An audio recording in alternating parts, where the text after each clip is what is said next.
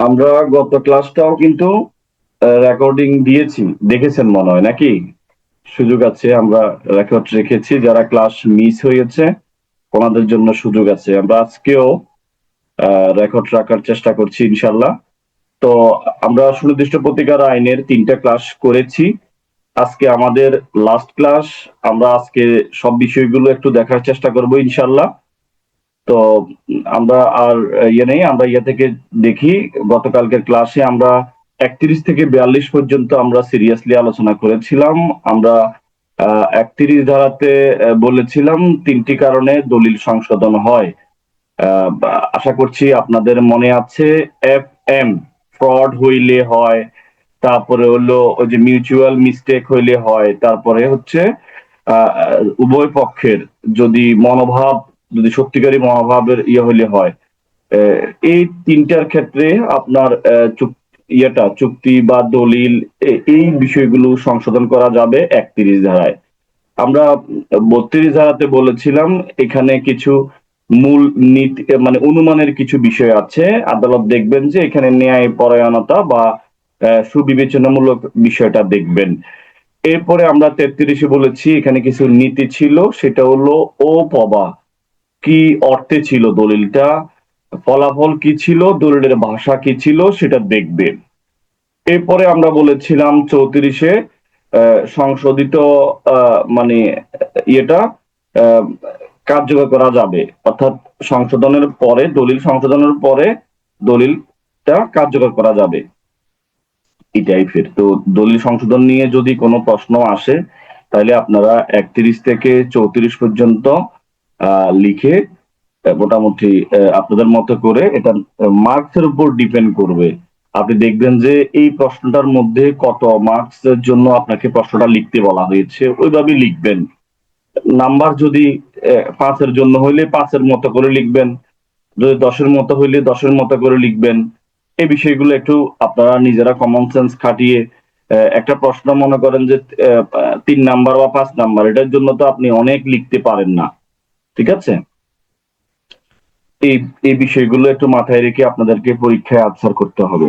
আর আশা করছি আপনারা যেভাবে পড়ছেন পাস না করার কিছু নাই, পাস করে ফেলবেন। এরপরে আমরা চুক্তি রদ বা খারিজের কথা বলেছিলাম। চুক্তি রদ বা খারিজ, এখানে আমরা 3টা বিষয় দেখার চেষ্টা করেছি। আমরা বলেছি বয়েড কন্ট্রাক্ট, একেবারে বাতিল চুক্তি যেটা, সেটা নিয়ে আমরা আলোচনা করেছি। যেটা ইলিগেল, যেটা হয় না, চুক্তি হইতে পারে না, সেটাই হচ্ছে বয়েড কন্ট্রাক্ট। আমরা আরেকটা নিয়ে আলোচনা করেছি বয়েডেবল কন্ট্রাক্ট, যেটা বৈধভাবে শুরু হয়ে পরে যেটা কোনো কারণে অবৈধ হয়েছে, সেটাতে কোনো ফ্রড ছিল বা কোনো একটা ঝামেলা ছিল, এটাই ফিরে কেউ একজন সেটা করেছে, এই জন্য এটা বয়েডেবল কন্ট্রাক্ট। এরপরে আমরা 3 নম্বরে বলেছি যে এখানে ইমপ্লিমেন্ট করা হয়নি। ডিক্রির জন্য একটা ডিক্রি দেওয়া হয়েছে, সেটা বিক্রয় মূল্য পরিশোধ করার জন্য অথবা ইজারার মূল্য পরিশোধ করার জন্য আদালত একটা ডিক্রি দিয়েছিল, সেটা ইমপ্লিমেন্ট করা হয় নাই। এই জন্য আমরা বলেছি এটা মনে রাখার জন্য VVI, ভেরি ভেরি ইম্পর্টেন্ট। এটা না বলে আমরা বি ফর বয়েড, তারপরে হলো বয়েডেবল, ভি ফর বয়েডেবল, আর আই ফর ইমপ্লিমেন্ট, অর্থাৎ ওনারা ইমপ্লিমেন্ট করতে পারে নাই, টাকা দিতে পারে নাই ব্যর্থতার কারণে, তখন চুক্তিটা রদ করা যাবে। এগুলো জানেন আপনারা, আশা করছি খুব সুন্দরভাবে লিখতে পারবেন। আমরা বলেছিলাম দলিল বাতিলের বিষয়গুলো বলেছিলাম। দলিল বাতিল কি জিনিস? একটা দলিল যদি আহ দুটোই হবে, এখানে বাতিল অথবা বাতিল যোগ্য হইতে পারে। একদমে শুরু থেকে একটা জিনিস ইলিগেল একটা দলিল হইতে পারে, আগে যেরকম বয়েড কন্ট্রাক্টের মতো। এই যে এখানে বয়েড আপনার দলিল হইতে পারে, বাতিল দলিল হইতে পারে, ঠিক আছে?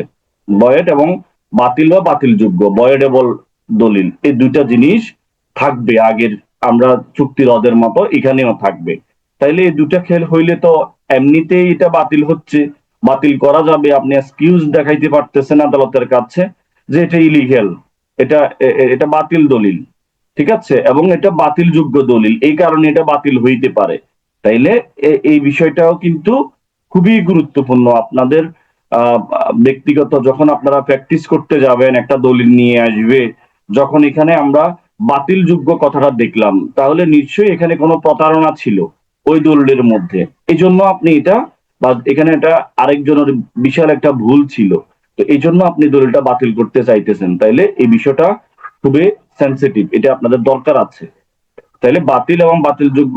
আরেকটা কথা হচ্ছে হলো অনিষ্পন্ন অবস্থায় ছেড়ে দিলে ক্ষতির কারণ হইতে পারে। কেননা একটা দলিল আপনাকে পক্ষ করা হয় নাই বা কোনো কারণে না হইলেও এটা এক সময় এই দলিল আপনার আপনার ছেলে সন্তান, আপনার ওয়ারিশগণের মধ্যে এই দলিলের একটা ইফেক্ট পড়তে পারে অনেকদিন পরে, আপনি জানার পরেও কেন এটা নিয়ে স্টেপ নেন নাই। তো এই জন্য দলিল ইয়ে করতে হবে। তারপরে দলিল বাতিলের ক্ষেত্রে আমরা বলেছিলাম দলিলটা রেজিস্ট্রি কিনা, দলিলে আপনাকে পক্ষ করা হয়েছে কিনা। দলিল যদি রেজিস্ট্রি হয়, দলিল যদি আপনাকে পক্ষ করা হয়, অবশ্যই অবশ্যই কি করতে হবে, দলিলটা বাতিল চাইতে হবে। আর যদি আপনাকে দলিলের পক্ষ করা না হয়, রেজিস্ট্রি না হয়, দলিল যদি এরা করেও, তাহলে আপনি ঘোষণা চাইতে পারেন, দলিলটা আপনার প্রতি বাধ্যকর নয় মর্মে আপনি ঘোষণাও চাইতে পারেন। দলিল সরাসরি ক্যান্সেলেশনের দরকার নাই, বাতিলের দরকার নাই। এই বিষয়গুলো আপনাদেরকে মাথায় রাখতে হবে দলিল বাতিলের ক্ষেত্রে। এরপরে 40-এ এসে বলতেছে যে আপনার দলিল আংশিকও বাতিল করার একটা সিস্টেম আছে। আংশিক দলিল বাতিল করার একটা প্রসিডিউর আছে, যে এখানে সমস্যা হয়েছে বা এই জায়গাটা বাতিল করে দিলে দলিলটা মোটামুটি ভ্যালিড থাকে, বাকি সব ঠিকঠাক আছে, তাহলে আংশিক দলিল বাতিল করার একটা প্রসিডিউর আছে, আমরা দেখতেছি। এরপরে হচ্ছে হলো আমরা ক্ষতিপূরণের একটা বিষয় আমরা দেখতে পেয়েছি, যেটা আমরা ইয়াতেও দেখেছি, চুক্তি রদের ক্ষেত্রেও দেখেছি 38 এবং 41-এ। যে চুক্তি রদ করবে 38-এ বলা আছে ওনাকে ক্ষতিপূরণ দিতে হবে, যে দলিল বাতিল করবে ওনাকে ক্ষতিপূরণ দিতে হবে, এই বিষয়গুলো। এরপরে আমরা 42 দ্বারা পড়তে গিয়ে আমরা দেখেছি আমরা এখানে কিভাবে টাইটেল চাইবো, অর্থাৎ ঘোষণা চাইবো। আমরা সেই বিষয়গুলো বলেছি। আমাদের দুটা বিষয়, একটা হচ্ছে হলো আইনত কোনো পরিচয়। আপনার যদি কোনো পরিচয় নিয়ে যদি কেউ ডাউট সৃষ্টি করে, অর্থাৎ আপনার পরিচয় যদি কেউ অস্বীকার করে। এরপরে হচ্ছে হলো আপনার সম্পত্তি নিয়ে যদি কেউ আপনার অধিকার নিয়ে, সম্পত্তির অধিকার নিয়ে যদি কেউ কোনো সমস্যা তৈরি করে, তাহলে আপনি এখানে ঘোষণা চাইতে পারেন। ঠিক আছে, এই দুটা বিষয়। এরপরও আরো আদার্স অনেকগুলো বিষয় আছে, আপনার পদ পদবি এগুলোর বিষয় আছে, আপনি এগুলোতে ঘোষণা চাইতে পারেন। ঠিক আছে, এই ঘোষণামূলক ডিক্রিতে এখানে যে বিষয়টা বোঝার বিষয়, ঘোষণামূলক ডিক্রির ক্ষেত্রে আপনাকে অবশ্যই অবশ্যই কনসিকুয়েন্স রিলিফ আপনাকে চাইতে হবে, এটা ম্যান্ডেটরি বলা হয়েছে। আপনি ঘোষণামূলক ডিক্রি করবেন অথচ আপনি কনসিকুয়েন্স রিলিফ, অর্থাৎ আপনার আরো কিছু প্রতিকার চাওয়ার দরকার ছিল, আপনি চান নাই, তাহলে কি হবে, আপনার ডিক্রিটা আদালত ঘোষণাটা দিবেন না। ঠিক আছে, এক পর্যায়ে যখন দেখবে যে না আপনি বারবার আপনি ব্যর্থ হচ্ছেন, কনসিকুয়েন্স রিলিফ আপনি বা আপনি আরজি ওই সংশোধন করেন নাই বা আদার্স রিলিফ চান নাই, পরে এক পর্যায়ে আপনার মামলাটা খারিজ করে দিবেন। এই জন্য আপনাকে দেখতে হবে আপনার দখল আছে কিনা, ক্ষতিপূরণ চান কিনা, আপনি নিষেধাজ্ঞা চান কিনা, বা আদার্স কনসিকুয়েন্স রিলিফ দরকার আছে কিনা, এই বিষয়গুলো আপনাকে একটু বুঝতে হবে। এই জন্য 42 ধারা পড়তে গিয়ে দেখবেন আপনাদেরকে একটা প্রবলেম তুলে দিবে, যে ঘোষণামূলক ডিক্রির ক্ষেত্রে কনসিকুয়েন্স রিলিফ চাওয়াটা কতটুকু প্রয়োজন, বা না চাইলে কি হবে, সেই বিষয়গুলো নিয়ে একটা প্রশ্ন হয়তো আপনাদের চলে আসতে পারে। ঠিক আছে, একটু কথা বলতাম, আপনি কি রেকর্ডিং ক্লাসটি কাজ করতে পেরেন? জি সরি, এই ক্লাসগুলো সমস্ত গ্রুপে গ্রুপে কি ক্লাসটা দিব এটা বলছেন? হ্যাঁ হ্যাঁ হ্যাঁ, ক্লাস থাকবে, ক্লাস আমি রেকর্ড করছি, ক্লাসটা দিব।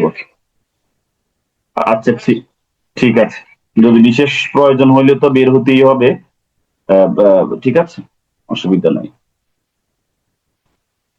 আচ্ছা, তাহলে আমরা বললাম যে আপনাকে অবশ্যই অবশ্যই ঘোষণামূলক ডিক্রির ক্ষেত্রে একটা বিষয় মাথায় রাখতে হবে, আপনাকে কনসিকুয়েন্স অর্থাৎ আনুষঙ্গিক আরো প্রতিকার চাইতে হবে। এটা মাথায় রাখতে হবে। যে ক্ষেত্রে নালিশি সম্পত্তি বিবাদীর কি আছে, বিবাদীর দখলে থাকে, সেক্ষেত্রে নালিশি সম্পত্তি বা ভূমিতে সত্য ঘোষণা সহ দখল পুনরুদ্ধার চাইতে হবে। আপনার দখল নাই, তাহলে আপনি অবশ্যই অবশ্যই ওই সম্পত্তিটা আপনি দখলও চাইবেন। এটা একটা বিষয় আপনাদেরকে মাথায় রাখতে হবে। এরপরে বলতে হবে যে আহ, যে ক্ষেত্রে একজন বিবাদী রেজিস্ট্রিকৃত দলিলের মাধ্যমে নালিশি সম্পত্তি হস্তান্তর করে, সেক্ষেত্রে বাদী কর্তৃক দায়েরকৃত মোকদ্দমায় সত্যের ঘোষণা সহ আনুষঙ্গিক প্রতিকার চাইতে হবে। অর্থাৎ এখানে আপনি ক্যান্সেলেশনও চাইবেন, কি চাইবেন, দলিলটা বাতিলও চাইবেন, এটা একটা মাথায় রাখতে হবে। এরপরে ঘোষণামূলক মোকদ্দমায় সহশরিকদের মধ্যে দখল বা সত্ত্ব নিয়ে যদি বিরোধের ক্ষেত্রে আনুষঙ্গিক প্রতিকার হিসেবে বাটোয়ারা যদি না চান, তাহলে সহশরিকদারের নির্দিষ্ট অংশের সত্ত্ব সম্পর্কে ঘোষণা দেওয়া সম্ভব নয়। তাইলে আরেকটা জিনিস কি বললাম, যখন আপনারা একটা ঘোষণামূলক মোকদ্দমায় সহশরিকদার, আপনাদের আরো যে শরিকদার গুলো আছে মধ্যে যদি দখল বা শর্ত নিয়ে বিরোধ হয়, দখলও আছে এবং শর্ত নিয়ে বিরোধের ক্ষেত্রে আনুষঙ্গিক প্রার্থনা হিসেবে আপনি বাটোয়ারা চাইতে হবে, অর্থাৎ আপনি ভাগও চান, তাহলে ভাগটা ঠিকভাবে আপনি ওখানে চাইতে হবে। এটাই হচ্ছে কনসিকুয়েন্স রিলিফ।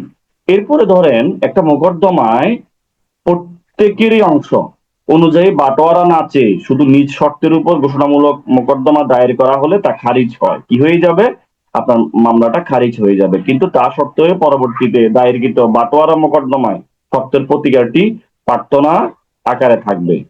আচ্ছা যাও, এটা দরকার নাই। আরেকটা বিষয় হচ্ছে অবিভাজ্য, যেটা ভাগ করা হয় নাই এবং যেটি অনির্দিষ্ট সম্পত্তিতে শর্তের ঘোষণার সাথে সাথে আনুষঙ্গিক প্রতিকার হিসাবে বাটোয়ারা চাইতে হবে। অর্থাৎ যেটা ভাগ নাই, ভাগ হয় নাই, অবিভাজ্য, ওই সম্পত্তিতে আপনাকে অবশ্যই বাটোয়ারা চাইতে হবে। আরেকটা বিষয় হলো ডিক্রি রদের জন্য ঘোষণামূলক মোকদ্দমায়, ডিক্রি রদের জন্য ঘোষণামূলক মোকদ্দমায় উক্ত ডিক্রির ফলশ্রুতিতে রেজিস্ট্রিকৃত দলিলের মাধ্যমে সম্পত্তি হস্তান্তর করা হলে আনুষঙ্গিক প্রতিকার হিসাবে রেজিস্ট্রিকৃত দলিলটি বাতিলের প্রার্থনা জানাতে হবে। এই যে একটু আগে বললাম, আপনাকে ঘোষণার পাশাপাশি আপনাকে দলিলটা বাতিলের জন্য প্রার্থনা যাইতে হবে, প্রার্থনা করতে হবে কনসিকুয়েন্স রিলিফ হিসাবে।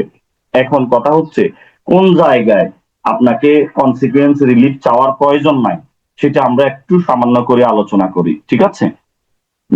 ধরেন আপনার যে ক্ষেত্রে নালিশি সম্পত্তির, যে ক্ষেত্রে নালিশি সম্পত্তিটির দখল বাদীর নিকট থাকে, সেক্ষেত্রে শুধু শর্ত ঘোষণা চাইলেই হবে, এখানে আনুষঙ্গিক প্রতিকার হিসেবে দখল পুনরুদ্ধার করার প্রয়োজন নাই। এই কনসেপ্ট গুলো যদি ক্লিয়ার থাকে, যেভাবে প্রবলেম আসুক আর বাস্তব জীবনে অনেক বেশি কাজে লাগবে।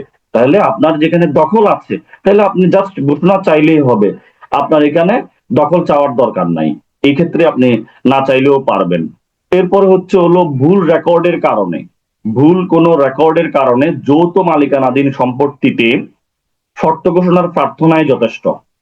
তাহলে ভুল রেকর্ডের কারণে যৌথ মালিকানাধীন সম্পত্তিতে শর্ত ঘোষণার প্রার্থনাই যথেষ্ট, এখানে আনুষঙ্গিক প্রতিকার হিসেবে সম্পত্তি বাটোয়ারা চাওয়ার প্রয়োজন নাই। তাহলে ভুল রেকর্ডের কারণে যৌথ মালিকানাধীন সম্পত্তিতে ঘোষণা চাইলে হবে, এখানে আপনাকে বাটোয়ারা চাওয়ার দরকার নাই, ঠিক আছে? এরপর হচ্ছে হলো ভূমি প্রশাসনিক বোর্ডের প্রদত্ত আদেশের মাধ্যমে বাদী কর্তৃক মালিকানায় কোনো ইয়ে করলে, কালিমা লোপন করা হলে শুধু ঘোষণামূলক মোকদ্দমা যথাযথ প্রতিকার হিসেবে গণ্য হবে, আনুষঙ্গিক প্রতিকার চাওয়ার প্রয়োজন নাই। তাহলে ভূমি প্রশাসনিক বোর্ডের প্রদত্ত আদেশের মাধ্যমে বাদী যদি কোনো সমস্যা হয়, তাহলে সেক্ষেত্রে আপনার ইয়া চাওয়ার, আনুষঙ্গিক প্রতিকার চাওয়ার প্রয়োজন নাই। এরপরে জোতের বা অ্যাডভার্স পজেশন বা বিরুদ্ধ দখল সূত্রে অর্জিত সম্পত্তির অধিকার শর্তের ক্ষেত্রে আনুষঙ্গিক প্রতিকার প্রার্থনার দরকার নাই। আপনি যখন অ্যাডভার্স পজেশন এর মাধ্যমে সম্পত্তিটা অর্জন করবেন, ওই ক্ষেত্রে আপনি আবার আনুষঙ্গিক প্রতিকার চাওয়ার দরকার নাই। এরপরে চাকরি হতে বরখাস্তের আদেশ অবৈধ, বাতিল, অকার্যকর মর্মে ঘোষণায় যথেষ্ট, এখানে আনুষঙ্গিক প্রতিকার চাওয়ার দরকার নাই। আপনি যখন পদ পদবি বা চাকরি নিয়ে কোনো একটা ঘোষণা চাইবেন পদের জন্য, তো ওই ক্ষেত্রে আপনাকে কনসিকুয়েন্স রিলিফ না চাইলেও চলবে।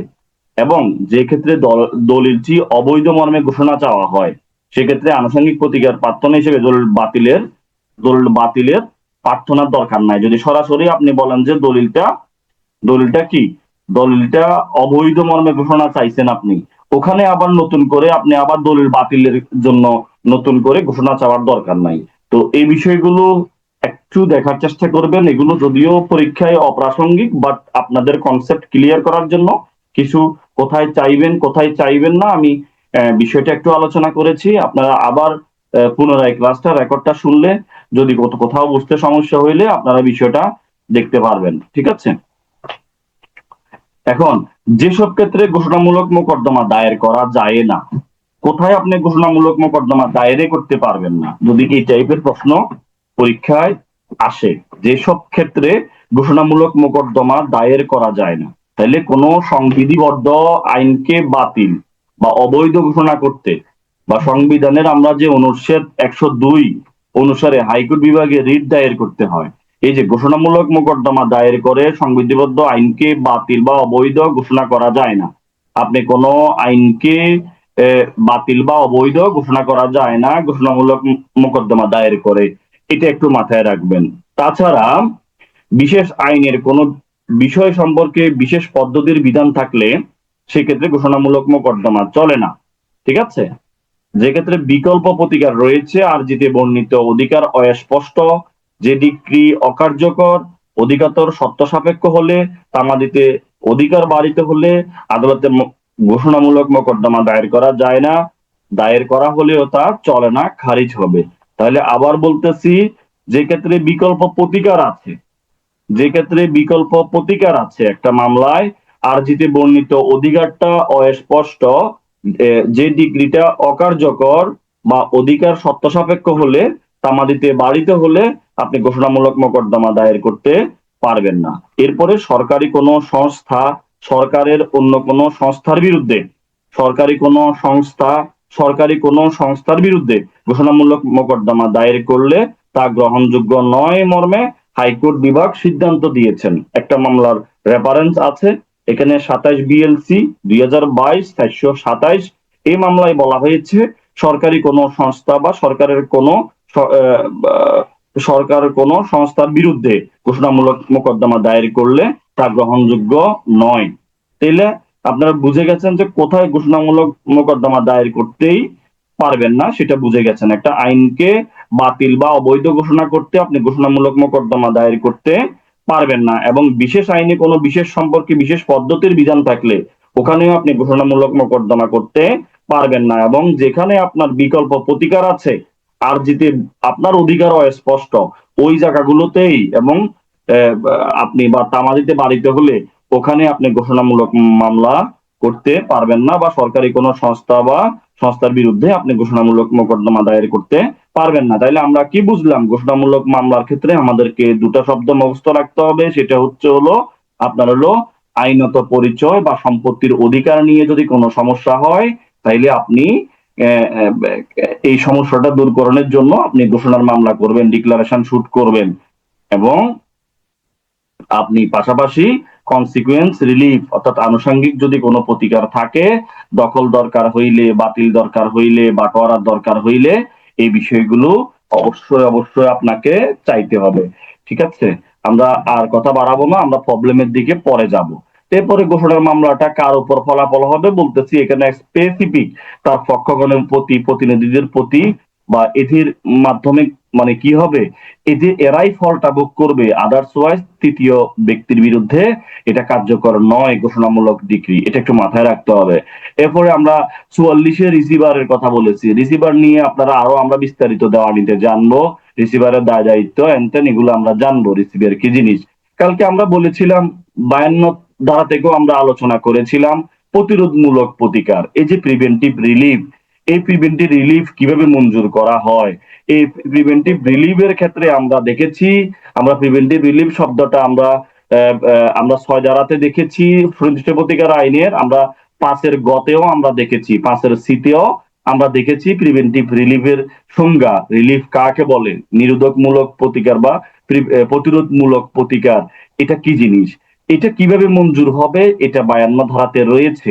এখানে বলতেছে যে দুইভাবে, 52 ধারাতে বলতেছে প্রিভেন্টিভ রিলিফটা দুইভাবে মঞ্জুর হয়, একটা হলো অস্থায়ী নিষেধাজ্ঞার মাধ্যমে, আর একটা হলো চিরস্থায়ী নিষেধাজ্ঞার মাধ্যমে এই প্রিভেন্টিভ রিলিফ মঞ্জুর করা হয় 52 ধারা অনুযায়ী। এরপরে আমরা দেখেছি 53 ধারা অনুযায়ী অস্থায়ী নিষেধাজ্ঞা কিভাবে মঞ্জুর হয়, অস্থায়ী নিষেধাজ্ঞা কেন দিবেন, এই বিষয়টা আমরা 53-তে দেখতে পাই। আমরা গতকালকের ক্লাসে বলেছিলাম ফিবিআই, কি বলেছিলাম, ফিবিআই আমরা প্রাইমা ফেসি কেস আছে কিনা, এটা B for balance of convenience আছে কিনা একটা মামলায়, এবং আমরা আরেকটা বলেছি ইরিপেয়ারেবল লস হচ্ছে কিনা, তখনই আপনি একটা অস্থায়ী নিষেধাজ্ঞার আদেশ নিতে পারবেন। এই ক্ষেত্রে আদালত আদেশ দিবেন, আদার্স ওয়াইজ আদালত আদেশ দিবেন না। এই বিষয়গুলো আপনাদেরকে একটু মাথায় রাখতে হবে। এরপরে হচ্ছে হলো তিনটা জিনিস তো মনে রাখবেন, 53 ধারার ক্ষেত্রে আর 54 ধারার ক্ষেত্রে কখন চিরস্থায়ী নিষেধাজ্ঞা দিবেন। এই যে চিরস্থায়ী নিষেধাজ্ঞা মঞ্জুরের ক্ষেত্রে আমরা বলেছিলাম 12 ধারা পড়ার সময় যে চারটা ক্ষেত্র, প্রমাপক্ষ, এটা কি ট্রাস্টি কিনা বা ট্রাস্টীয় সম্পত্তি কিনা, এটার মানদণ্ড নাই কিনা, এটা পর্যাপ্ত প্রতিকার পাওয়া যাবে কিনা, এটার ক্ষতিপূরণ না পাওয়ার সম্ভাবনা আছে কিনা, এই বিষয়গুলো দেখবেন। এবং আরেকটা বিষয়, চিরস্থায়ী নিষেধাজ্ঞা মঞ্জুরের ক্ষেত্রে মামলাধিক্য, অর্থাৎ আপনার যদি এই চিরস্থায়ী নিষেধাজ্ঞাটা যদি না দেওয়া হয়, তাহলে নতুন করে আরেকটা মামলা দায়ের হবে, তাহলে মামলাধিক্য, মামলা বেড়ে যাবে আদালতে, এটার উপর বিশ্লেষণ করে চিরস্থায়ী নিষেধাজ্ঞা দেওয়া হয়। এই বিষয়গুলো মাথায় রাখবেন। পরীক্ষাতে এই পাঁচটা ক্ষেত্রে আদালত চিরস্থায়ী নিষেধাজ্ঞা মঞ্জুর করে, এই বিষয়গুলো আপনাকে লিখতে হবে সুন্দর করে, নাম্বারের উপর ডিপেন্ড করে লিখবেন, উদাহরণ দিয়ে ওই যে আগের উদাহরণগুলো দিবেন। আর মামলাধিক্যের উদাহরণ তো বুঝেই গেছেন, মামলাধিক্যের উদাহরণ তো দেওয়া যাবে না যে বলবেন যে যদি চিরস্থায়ী নিষেধাজ্ঞা না দেওয়া হয়, এই যে মিস্টার করিম এবং রহিমার মাঝে যে একটা চলমান মামলা রয়েছে, পরবর্তীতে গিয়ে মিস্টার রহিম বা করিম আবার পুনরায় মামলা করবে, তাহলে মামলাধিক্য অর্থাৎ বিচার প্রক্রিয়ার জটিলতা, মামলাধিক্য নিরূপণের ক্ষেত্রে নিষেধাজ্ঞা দেওয়া প্রয়োজন। আমার কথাগুলো কি বোঝা যাচ্ছে নাকি মাথার উপর দিয়ে যায়? বুঝতেছেন আপনারা? জি স্যার, বুঝছি। ইনশাল্লাহ ইনশাল্লাহ পারবেন, এগুলা পারা জিনিসগুলোই আমি রিপিট করছি। এরপরে দেখেন বাধ্যতামূলক নিষেধাজ্ঞা, এটা কি জিনিস? এটা হচ্ছে কোনো ব্যক্তির ক্ষতি হতে পারে এমন কোনো কাজ করার জন্য প্রস্তুত হলে বা করে ফেললে আদালত উক্ত ব্যক্তিকে উক্ত কাজ করা থেকে বিরত থাকতে, বা করে ফেলা হলে ভুল কাজ সঠিক করে করার উদ্দেশ্যে যে নিষেধাজ্ঞা জারি করেন তাকে বাধ্যতামূলক নিষেধাজ্ঞা বলা হয়। তাহলে এটা কি জিনিস? এটা হচ্ছে, আমরা যদি দেখি, ধরুন বাধ্যতামূলক নিষেধাজ্ঞা হলো আদালতের এমন আদেশ যেখানে বিবাদীকে কোনো কাজ করতে বাধ্য করা হয়, যেমন অবৈধ স্থাপনা ভেঙে ফেলা, দখল মুক্ত করা, পূর্বের অবস্থা বা পুনরুদ্ধার করা, এই বিষয়গুলোই হচ্ছে বাধ্যতামূলক নিষেধাজ্ঞা। এখন আপনাকে যদি বলে নিষেধাজ্ঞা কয় ধরনের, আপনি বলবেন 52 ধারা অনুযায়ী নিষেধাজ্ঞা দুই ধরনের, অস্থায়ী এবং চিরস্থায়ী। এবং 55 ধারা অনুযায়ী নিষেধাজ্ঞা আরো এক ধরনের, 55 ধারাতে আরো এক ধরনের নিষেধাজ্ঞা রয়েছে, সেটা হলো বাধ্যতামূলক নিষেধাজ্ঞা। ঠিক আছে? টোটাল এই যে তিন ধরনের নিষেধাজ্ঞা আমরা সুনির্দিষ্ট প্রতিকার আইনে দেখতে পাই। তাহলে আমরা এখানেও বাধ্যতামূলক নিষেধাজ্ঞা নিয়েও আমরা অবৈধ স্থাপনা অপসারণ করার যে আদেশটা, এটাই হচ্ছে বাধ্যতামূলক নিষেধাজ্ঞা। রাস্তা বন্ধ করে দেওয়া, এইগুলো হচ্ছে বাধ্যতামূলক নিষেধাজ্ঞা। ঠিক আছে? তো এক্ষেত্রে নিষেধাজ্ঞাটা কখন দিবেন? শুধু ক্ষতিপূরণ যথেষ্ট নয়, অন্য কোনো প্রতিকার এখানে কার্যকর নয়, অন্যায় কাজ ইতিমধ্যে সম্পূর্ণ হয়েছে, ন্যায় বিচারের স্বার্থে কাজটি সংশোধন করা প্রয়োজন, তাহলে এই বিষয়গুলোর ক্ষেত্রে আপনার নিষেধাজ্ঞা কি করবেন? বাধ্যতামূলক নিষেধাজ্ঞা দিতে পারেন আদালত। এগুলো আপনাদের মতো করে সুন্দরভাবে গোছায় লিখবেন, তাইলে হয়ে যাবে। ঠিক আছে? উদাহরণ টুদাহরণ দিয়ে আলাদাভাবে আসবে না, আলাদাভাবে আসলে প্রবলেমেটিক আসবে। ঠিক আছে? এরপরে হলো আমরা এখন খুবই গুরুত্বপূর্ণ যে যেটার জন্য আমরা বলেছি আজকে লাস্ট ক্লাস, আমাদের 56 ধারাটা, যে কিভাবে নিষেধাজ্ঞা মানে কতটি ক্ষেত্রে নিষেধাজ্ঞা মঞ্জুর করবে না? 11টি ক্ষেত্রে। 5 আর 6 কত? 56 যোগ করলে 11 হয়, 5 আর 6 যোগ করলে 11, এই 11টি ক্ষেত্রে নিষেধাজ্ঞাটা মঞ্জুর করবে না। চাইলে আপনি উল্টাপাল্টা নিষেধাজ্ঞা চাইতে পারেন না আদালত। আদালত অনেকগুলো বিষয় এখানে দেখবেন। এক নম্বরে দেখবেন, আমরা যদি লিখি, খাতা কলম নেন, এই যে ধারা 56 লেখেন 11টি ক্ষেত্রে নিষেধাজ্ঞা মঞ্জুর করবে না, লিখেন।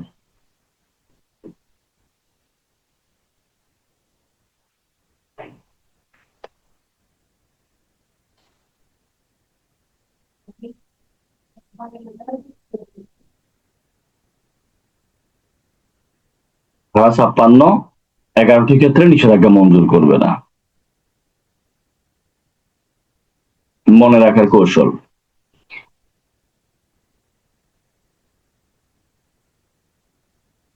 এই গোপরান ভাই লিখলে বইলেন, আপনি তো চুপচাপ একদম নীরবতা। কালকে কি খেলা দেখছেন নাকি? খেলা টেলা দেখছেন নি ব্রাজিলের?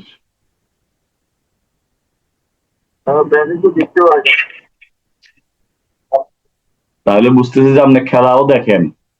এখন খেলা দেখা যাবে না, ঠিক আছে? পরীক্ষা পর্যন্ত কোনো খেলাধুলা বা শ্বশুর বাড়িতে যাওয়া যাবে না, ঠিক আছে? বিষয়গুলো একটু মাথায় রাখতে হবে।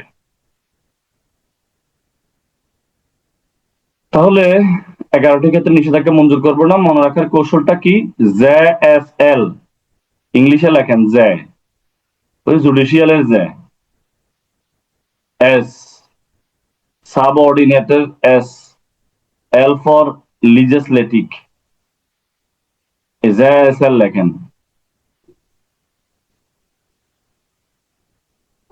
এরপর লেখেন পিসি,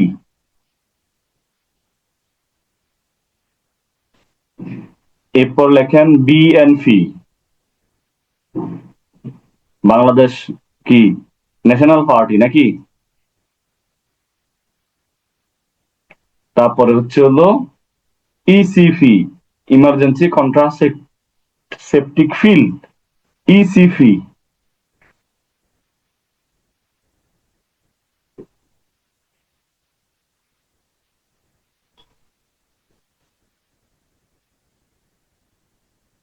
যাক, এই আমিরুল ভাই লিখলে বইলেন, হ্যাঁ?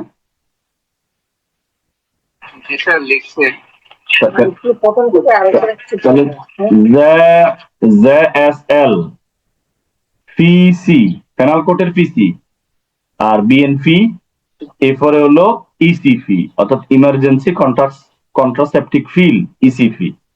এই এইগুলো লিখেন। তাহলে JSL লিখলেন, পেনাল কোর্টের পিসি লিখলেন, বিএনপি লিখলেন, ইসিফি লিখলেন। হয়ে গেছে না 11টা? 1 2 3 4 5 6 7 8 9 10 11, হ্যাঁ, এই 11টা বিষয় চলে আসছে। এখন আপনারা বুদ্ধিমান, আমি যখন বলবো তখন আপনারা নিচে নিচে করে কৌশলটা লিখে ফেলবেন, যে জ্যাফর কি এটা লিখে ফেলবেন, ঠিক আছে? এখন আমরা সরাসরি আমরা ভিতরে চলে যাই। প্রথমে আমরা বলেছি যে 1 নম্বরে বলতেছে যে বিচার বিভাগীয় কার্যধারা স্থগিত রাখার জন্য নিষেধাজ্ঞা মঞ্জুর করবে না। কিসের জন্য? বিচার বিভাগীয় কার্যধারা, কোন বিচারের কার্যক্রম স্থগিত রাখার জন্য নিষেধাজ্ঞা মঞ্জুর করা হয় না।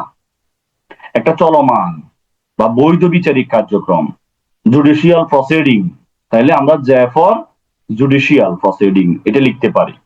বন্ধ করা বা স্থগিত রাখার জন্য কোনো আদালত নিষেধাজ্ঞা প্রদান করবে না, মাইন্ড ইট, ঠিক আছে?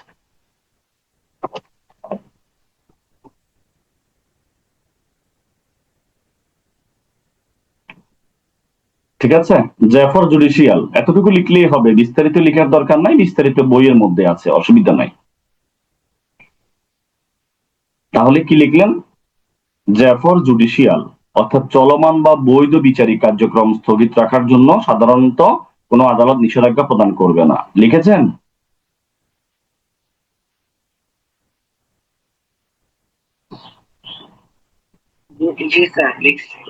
ওকে, এরপরে হচ্ছে হলো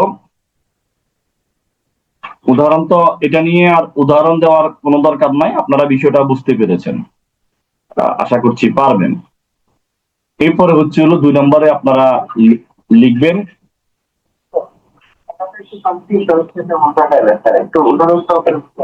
জি সরি,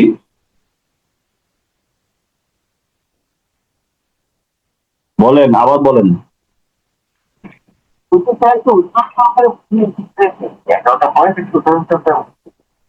আমি বললাম তো এই যে জুডিশিয়াল প্রসিডিং নিয়ে কি আর উদাহরণের দরকার আছে? এটা তো বুঝেন আপনারা, একটা বিচারিক কার্যক্রম স্থগিত রাখার জন্য নিষেধাজ্ঞা দিবেন না, এটা তো আপনারা নিজেরা উদাহরণ বানাইতে পারবেন। বিচারিক কার্যক্রম তো বুঝেন, যে রহিমের বিরুদ্ধে একটা দেওয়ানি মামলা জেলা জজ আদালতে চলমান আছে, ঠিক আছে?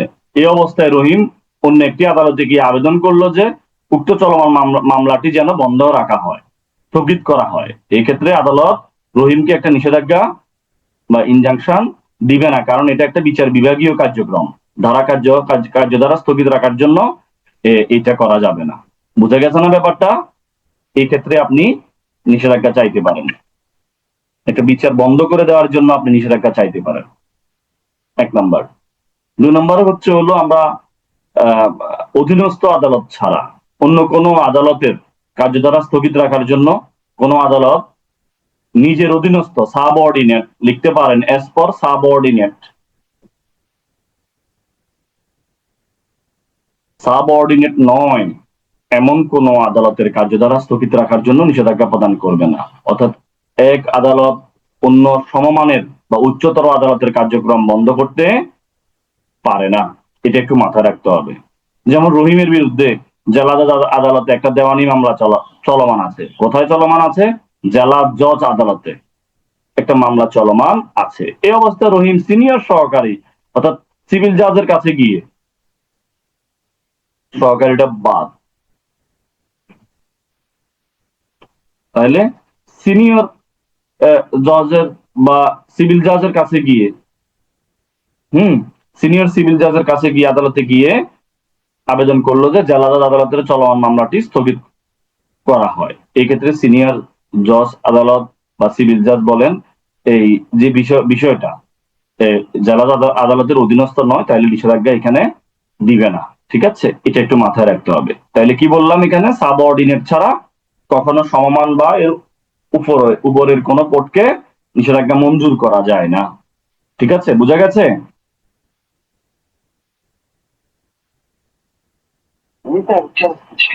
ওকে, সাবঅর্ডিনেট লিখলেন, তাহলে আমাদের জে এস চলে গেল। এবার আসেন আমরা 3 নম্বরে চলে যাই, আমরা এল এর দিকে যাব।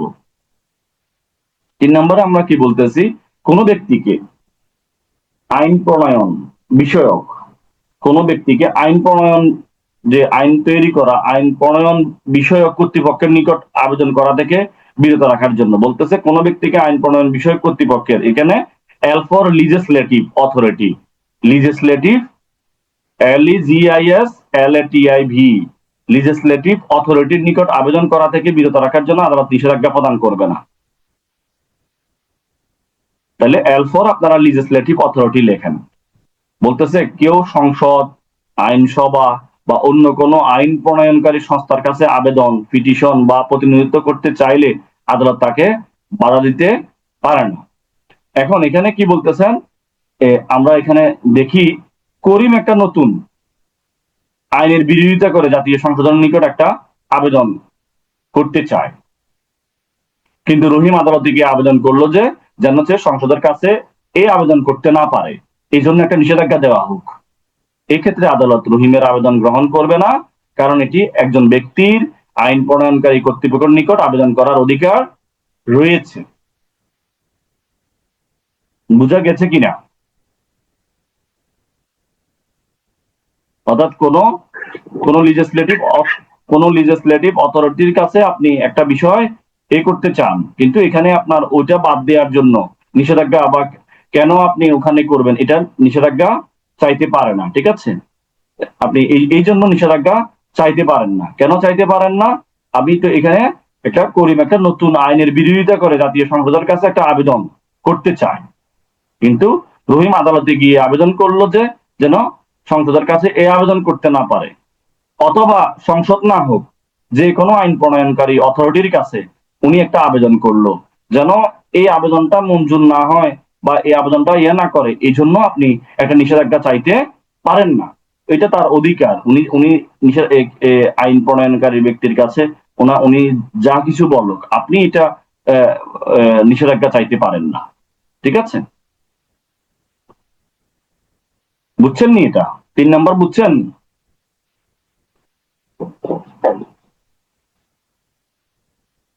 ওকে, এখন আমরা চলে যাব 4 নম্বরে।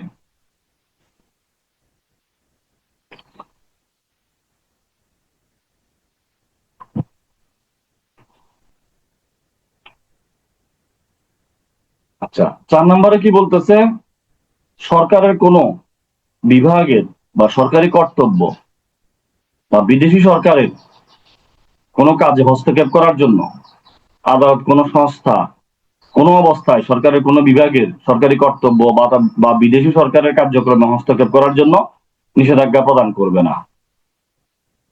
কি বলতেছে এখানে? ঘটনা তো জটিল। পাবলিক ডিউটিস, আমরা এখানে লিখবো ফি for public duties.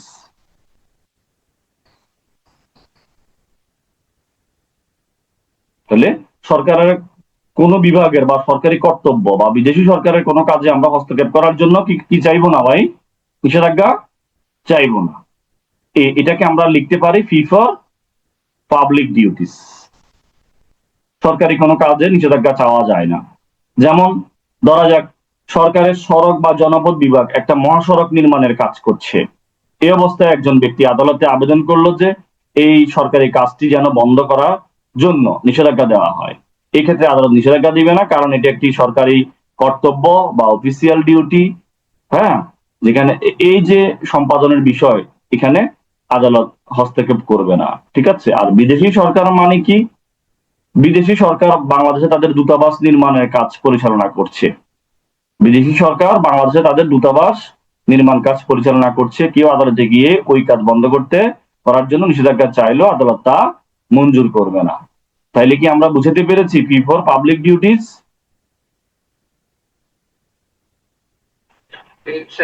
Okay, thank you. এরপর আমরা 5 নাম্বারে যাই।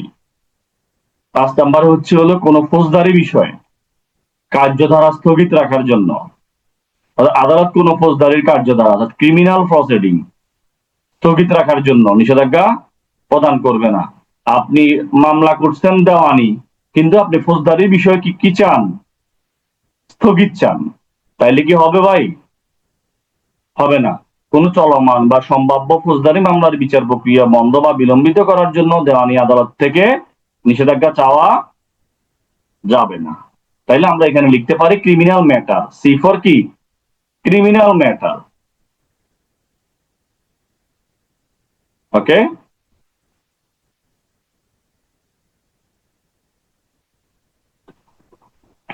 যেমন রহিমের বিরুদ্ধে একটা চুরির অভিযোগে একটা ফৌজদারি মামলা দায়ের করা হয়েছে এবং ম্যাজিস্ট্রেট আদালতে বিচার চলছে। এই অবস্থায় রহিম দেওয়ানি আদালতে গিয়ে আবেদন করলো ফৌজদারি মামলার কার্যক্রম যেন স্থগিত রাখা হয়। এই ক্ষেত্রে আদালত নিষেধাজ্ঞা দিবে না, কারণ এটি একটি ফৌজদারি কার্যধারা স্থগিত রাখার আবেদন, যা এই যে 56 ধারা অনুযায়ী স্পষ্টভাবে নিষিদ্ধ। ঠিক আছে, বুঝা গেছে? আমরা একটু 6 চলে যাই। তাহলে সি ফর ক্রিমিনাল ম্যাটার। আমার কথাগুলো কি বুঝতেছেন তো নাকি?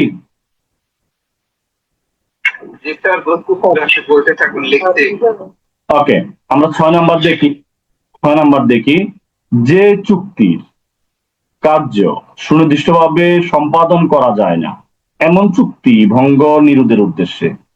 আপনি এমন চুক্তি সুনির্দিষ্টভাবে কার্য সম্পাদন করা যায় না। চুক্তিটা হইতে পারে কি? চুক্তিটা হইতে পারে জটিল, সূক্ষ্ম বা ব্যক্তিগত গুণাবলী, বা এটা পর্যাপ্ত প্রতিকার পাওয়া যাবে, বা যেটাই হোক। আমরা যেখানে দেখেছি 21 ধারাতে আমরা যে ক্ষেত্রে চুক্তি সুনির্দিষ্ট কার্য সম্পাদন করা যায় না, আমরা ক্ষেত্রগুলোর মধ্যে কোনোটাই নাই। ফজ, নিফরল ও তিবি এগুলার মধ্যে পড়েছে। এমন একটা চুক্তি ভঙ্গ নিরোধের জন্য আপনি কি করছেন? আদালতের কাছে ইনজাংশন চাইতেছেন, নিষেধাজ্ঞা চাইতেছেন। তাহলে যে চুক্তি সুনির্দিষ্টভাবে সম্পাদনযোগ্য নয়, যে চুক্তির ক্ষেত্রে আদালত নিজেই স্পেসিফিক পারফরমেন্স দিতে পারে না, সেখানে আবার সেই চুক্তি ভঙ্গ ঠেকাতে আবার এখানে কি নিষেধাজ্ঞা দিবে? বলেন। নিষেধাজ্ঞা দিবে না। ঠিক আছে, এখানে চুক্তিটাই কার্যকর হচ্ছে না, কার্যকর করা যাবে না, আবার ওখানে নিষেধাজ্ঞা চাইতেছেন। যেমন ওই যে রহিম একজন শিল্পীকে দিয়ে ছবি আঁকানোর জন্য চুক্তি করলো, পরবর্তী শিল্পী কাজটি করতে অস্বীকৃতি জানায়। রহিম আদালতে গিয়ে আবেদন করলো শিল্পী যেন অন্য কারোর জন্য ছবি না আঁকে, চুক্তি ভঙ্গ না করে, এই জন্য নিষেধাজ্ঞা দেওয়া হোক। এটা হইতে পারে? এটা তার ব্যক্তিগত গুণাবলী, দক্ষতার উপর নির্ভরশীল। এটা তো আদালত পারবে না, উনি ছবি আঁকা বন্ধ করা দিতে পারে না এটা আদালত। তাহলে এই ক্ষেত্রে নিষেধাজ্ঞা চাওয়ার কোনো সুযোগ নাই। এখানে বলতেছে যে ব্রিচ অফ কন্ট্রাক্ট, এখানে আহ, চুক্তিটা সুনির্দিষ্টভাবে কার্যকর করা যাচ্ছে না, এখানে নিজেই চুক্তিটা ভঙ্গ করেছে, ব্রিচ করেছে, এমনিতেই এটা ব্রিচ অফ কন্ট্রাক্ট।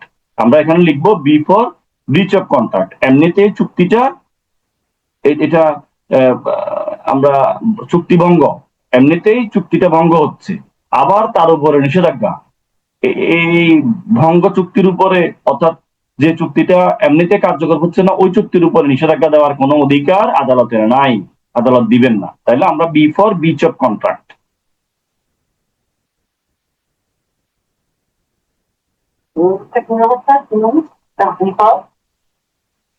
বি ফর আমরা বলছি ব্রিচ, ব্রিচ অফ কন্ট্রাক্ট।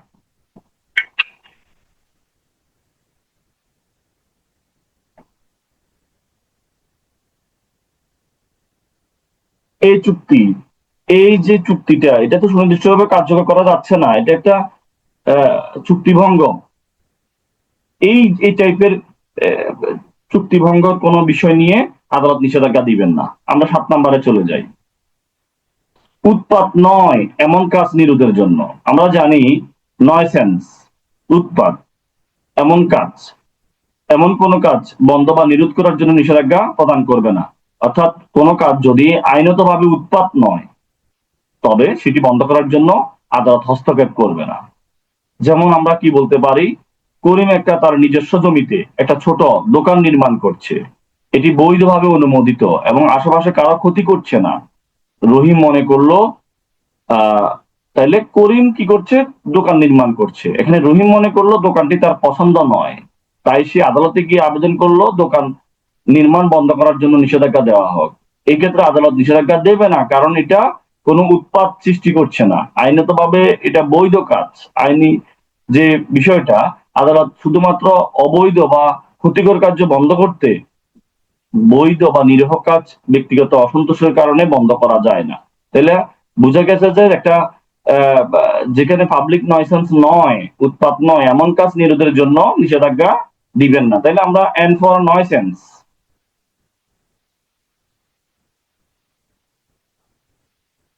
এরপরে আমরা 8 নম্বরে যাই। এমন একটি ক্রমাগত লঙ্ঘন, কন্টিনিউয়াস একটা লঙ্ঘন নিরোধ করার জন্য যেটাতে বাদী মৌন সম্মতি প্রদান করেছে। মৌন তো বুঝেন, মৌন বুঝেন কিনা, ইনডাইরেক্টলি চুপ করে থাকা। আমি বলছি, আপনি ক্লাস বুঝতেছেন, কথা বললেন না, তাইলে আমি বুঝে নেব যে আপনারা ক্লাস বুঝতেছেন।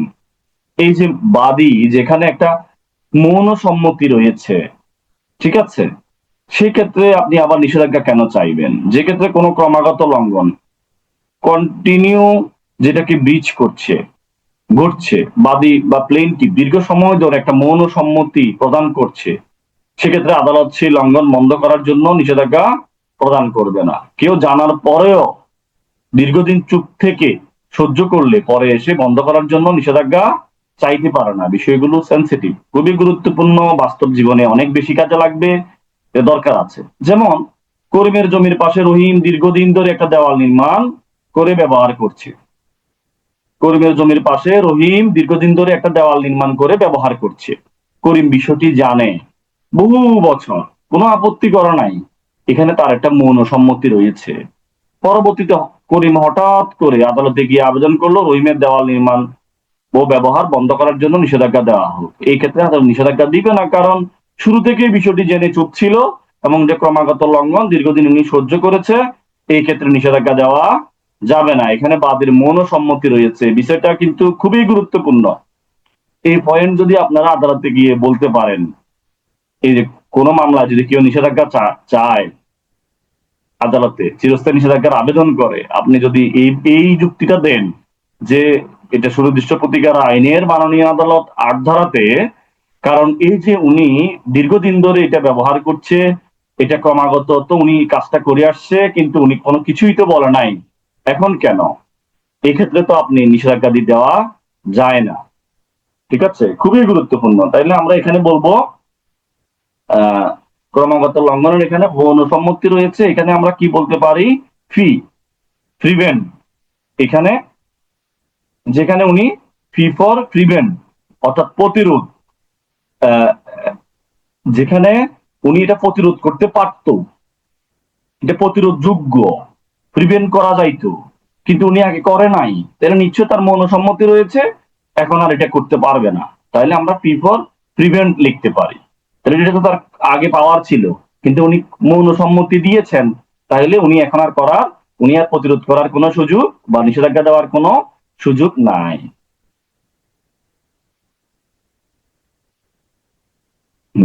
এরপরে 9 নম্বরে হচ্ছে হলো কি, ট্রাস্ট ভঙ্গের মোকদ্দমা ব্যতীত অন্য কোন সাধারণ কার্যক্রমের মাধ্যমে সমপরিমাণ যথার্থ প্রতিকার নিশ্চিত পাওয়া যায়।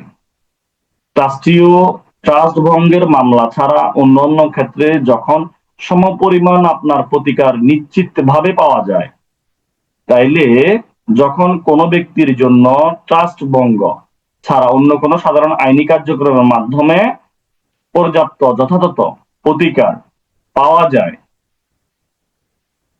তাহলে ওখানে কি হবে? ওখানে নিষেধাজ্ঞা দিবে না। যেখানে আপনার একটা পর্যাপ্ত প্রতিকার পাওয়া যাইতেছে, তাহলে আমরা লিখবো ই ফর ও যে ইফিকেসিয়াস রিলিফ, পর্যাপ্ত রিলিফ। ঠিক আছে, ইফিকেসিয়াস রিলিফ লিখবেন ই ফর। এখানে পর্যাপ্ত একটা প্রতিকার পাওয়া যাইতেছে, তাইলে কেন আবার নিষেধাজ্ঞার দরকার হবে? বিষয়টা বুঝছেন না? তাইলে ই ফর, যেখানে ইফিকেসিয়াস রিলিফ পাওয়া যাচ্ছে, তাহলে ওখানে নিষেধাজ্ঞা দিবেন না। লাস্টে হলো 10 নম্বরে আমরা কি দেখতে পাই, লিখতেছেন? ওকে, যখন আবেদনকারী তার প্রতিনিধির আচরণ এমন যে, যখন আবেদনকারী বা তার প্রতিনিধির আচরণ, যে আচরণটা এমন যে যা তাকে আদালতের সাহায্য হতে বঞ্চিত করে, যখন আবেদনকারী বা প্লেইনটিফ তার আইনত প্রতিনিধি এমন আচরণ করে যার ফলে ন্যায়সঙ্গতভাবে আদালতের সাহায্য পাওয়ার যোগ্যতা হারায়, মাইন্ড ইট, তখন আদালত নিষেধাজ্ঞা প্রদান করবে না। কেউ যদি অসৎ আচরণ করে, অবৈধ সুবিধা নেই, অন্যায় আচরণ করে, তাহলে আদালতের সহায়তা পাবে না। বিষয়টা দেখেন, এটাও অনেক গুরুত্বপূর্ণ কথা। করিম অবৈধভাবে সরকারি জমি দখল করে দোকান চালাচ্ছে, মাইন্ড ইট। করিম একটা অবৈধভাবে সরকারি জমি দখল করে দোকান করছেন, পরে রহিম সে জমির বৈধ মালিক হয়ে আদালতে আবেদন করলো করিমকে উচ্ছেদ করার জন্য, নিষেধাজ্ঞা দেওয়া। কিন্তু দেখা গেল রহিম নিজেও পূর্বে ওই জমি অবৈধভাবে ব্যবহার করেছে, আদালতের আদেশ অমান্য করেছে। এই ক্ষেত্রে আদালত বলতে পারে রহিমের একটা আচরণ অসৎ, সে ন্যায়সঙ্গত প্রতিকার পাওয়ার যোগ্য নয়, এখানে ইনজেকশন দেওয়া হবে না। অর্থাৎ আদালতের নীতি হচ্ছে, আদালতের সাহায্য পেতে হলে আবেদনকারীকে সৎ হতে হবে। বিষয়টা কেমন একটু দরকার আছে না? এটা বাস্তব জীবনে হয় না এরকম, দুজনে মিলে একটা জিনিস ব্যবহার করছে, পরে এসে নিজে দাবি করছে এটা ওনাকে বাদ দিয়ে। ঠিক আছে, উনিও তো অন্যায় করছে, তাহলে আগে বিষয়টা বুঝেন না? একটা সরকারি জায়গা, উনিও তো অন্যায় করছে, এখন উনিও বৈধ মালিক হয়েছে, কিন্তু পূর্বে তো উনিও ব্যবহার করছে। বিষয়টা বুঝছেন না? এগুলোই হচ্ছে আইনের মারিফেস। আপনি যখন আইনগুলো ডিপলি ভাবে বুঝতে পারবেন, কথাগুলো বুঝবেন, তাহলে আপনি আপনার ক্লায়েন্টকে সঠিক রিমেডিটা দিতে পারবেন। আপনি ডিপলি এক্সপ্লেইন করতে পারবেন যে কোথায় প্যাচ রয়েছে। এগুলো নিয়ে 10 বার পড়লে বোঝা যাবে যে এখানে কি বলছে, এই যে লিখা আছে এখানে। তাহলে আমরা বলতেছি যে কন্ডাক্ট অফ দ্য অ্যাপ্লিক্যান্ট, তাহলে যে আবেদন করবে তার আচরণের প্রতি ডিপেন্ড করবে। লেখেন কন্ডাক্ট অফ দ্য অ্যাপ্লিক্যান্ট, আচরণটা আদালত দেখবেন। ওনার বিহেভিয়ার বলতে এখানে তার কথাবার্তা নয়, এখানে বিহেভিয়ার বলতে তার ব্যবহার, অর্থাৎ সে কি করেছে, ওই যে দুজনেই তো চোর ছিল, এখন একজন ভালো হয়ে গেছে এটা বলার সুযোগ আছে? সুযোগ নাই।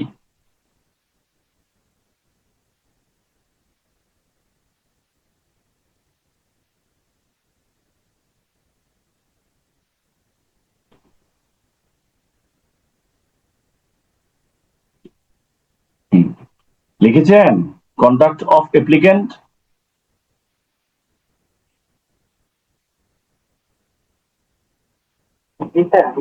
ওকে, ওকে, পরবর্তী দেখেন লাস্ট, যেখানে আবেদনকারীর মামলার বিষয়বস্তুতে কোনো স্বার্থই নাই। হইতে পারে এটা ভাই, এটা ওনার স্বার্থ নাই, অথচ উনি কি করছে, নিষেধাজ্ঞা চায়। এটা হইতে পারে না। যিনি মামলার সরাসরি ক্ষতিগ্রস্ত নন, যার কোনো স্বার্থ জড়িত নয়, তিনি কি করতে পারবে না, নিষেধাজ্ঞা চাইতে পারবে না।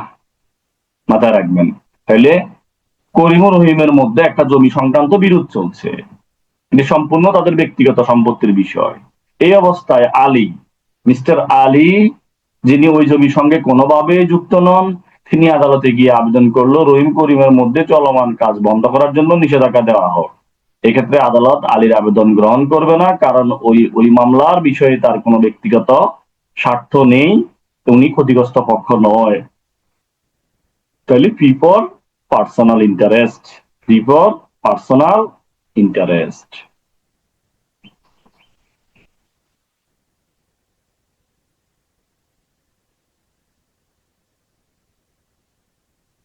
ওকে, তাহলে এখন আমরা যে বললাম, আমরা এখন বললাম জে এস এল, আমরা কি বললাম, J S L, J S L, এরপরে বললাম ফিসি, অর্থাৎ J for judicial proceeding, S for subordinate, হ্যাঁ, এল ফর লিজিসলেটিভ। তাহলে জুডিশিয়াল প্রথমে, 2 নম্বরে সাবঅর্ডিনেট, 3 নম্বরে লিজিসলেটিভ, একটা শব্দ জেএসএল। দ্বিতীয় নম্বর শব্দ আমরা ইউজ করেছি ফিসি, পেনাল কোডের ফিসি। ফি ফর আমরা বলেছি পাবলিক ডিউটিস, সি ফর আমরা কি বলেছি, ক্রিমিনাল ম্যাটার। এরপরে আমরা বলেছি বিএনপি।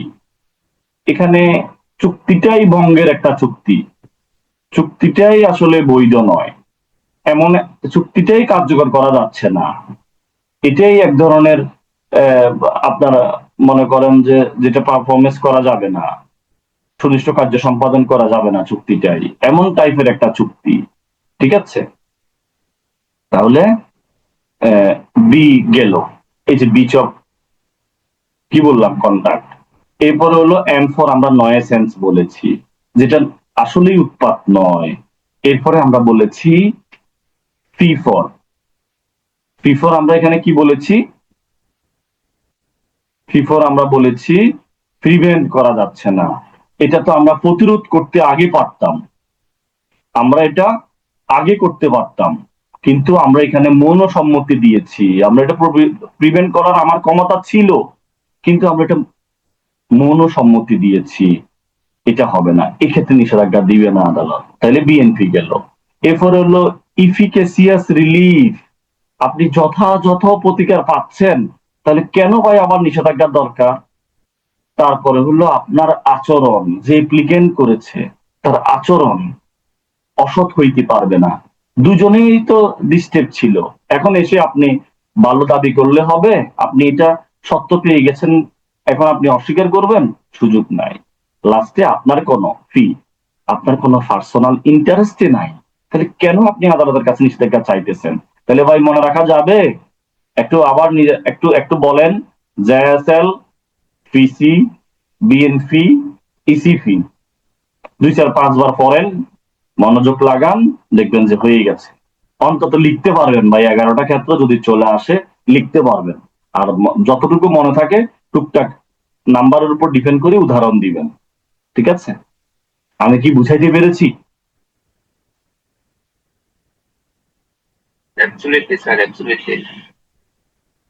এটাই আমার কথা হচ্ছে যে ভাই আপনার জন্য পয়সা উসুল হয়, যে না ঠিক আছে, গোপরান ভাই কারে নিয়ে আসছে, একদম আমরা মোটামুটি আলহামদুলিল্লাহ, তার কারণে আমরা অন্তত কিছুটা হইলেও উপকৃত হয়েছি।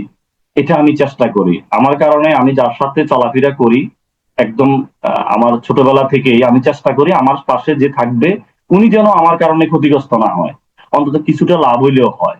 এটা আমার আগে থেকেই নেচার।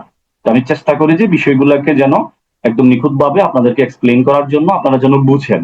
এই যে কথাগুলো বললাম, আদালতে যখন আপনারা দাঁড়াবেন উকিল হিসাবে, তাইলে এই বিষয়গুলো কয়জন মানুষ জানে? আপনি কোর্টে যান, আমার কোর্টে কয়জন পাবলিকে এই বিষয়গুলো এক্সপ্লেইন বুঝে? মন থেকে বলেন তো, এই নিখুঁত বিষয়গুলো বুঝে বলেন, কে এত নিখুঁত ভাবে পড়াশোনা করেছে?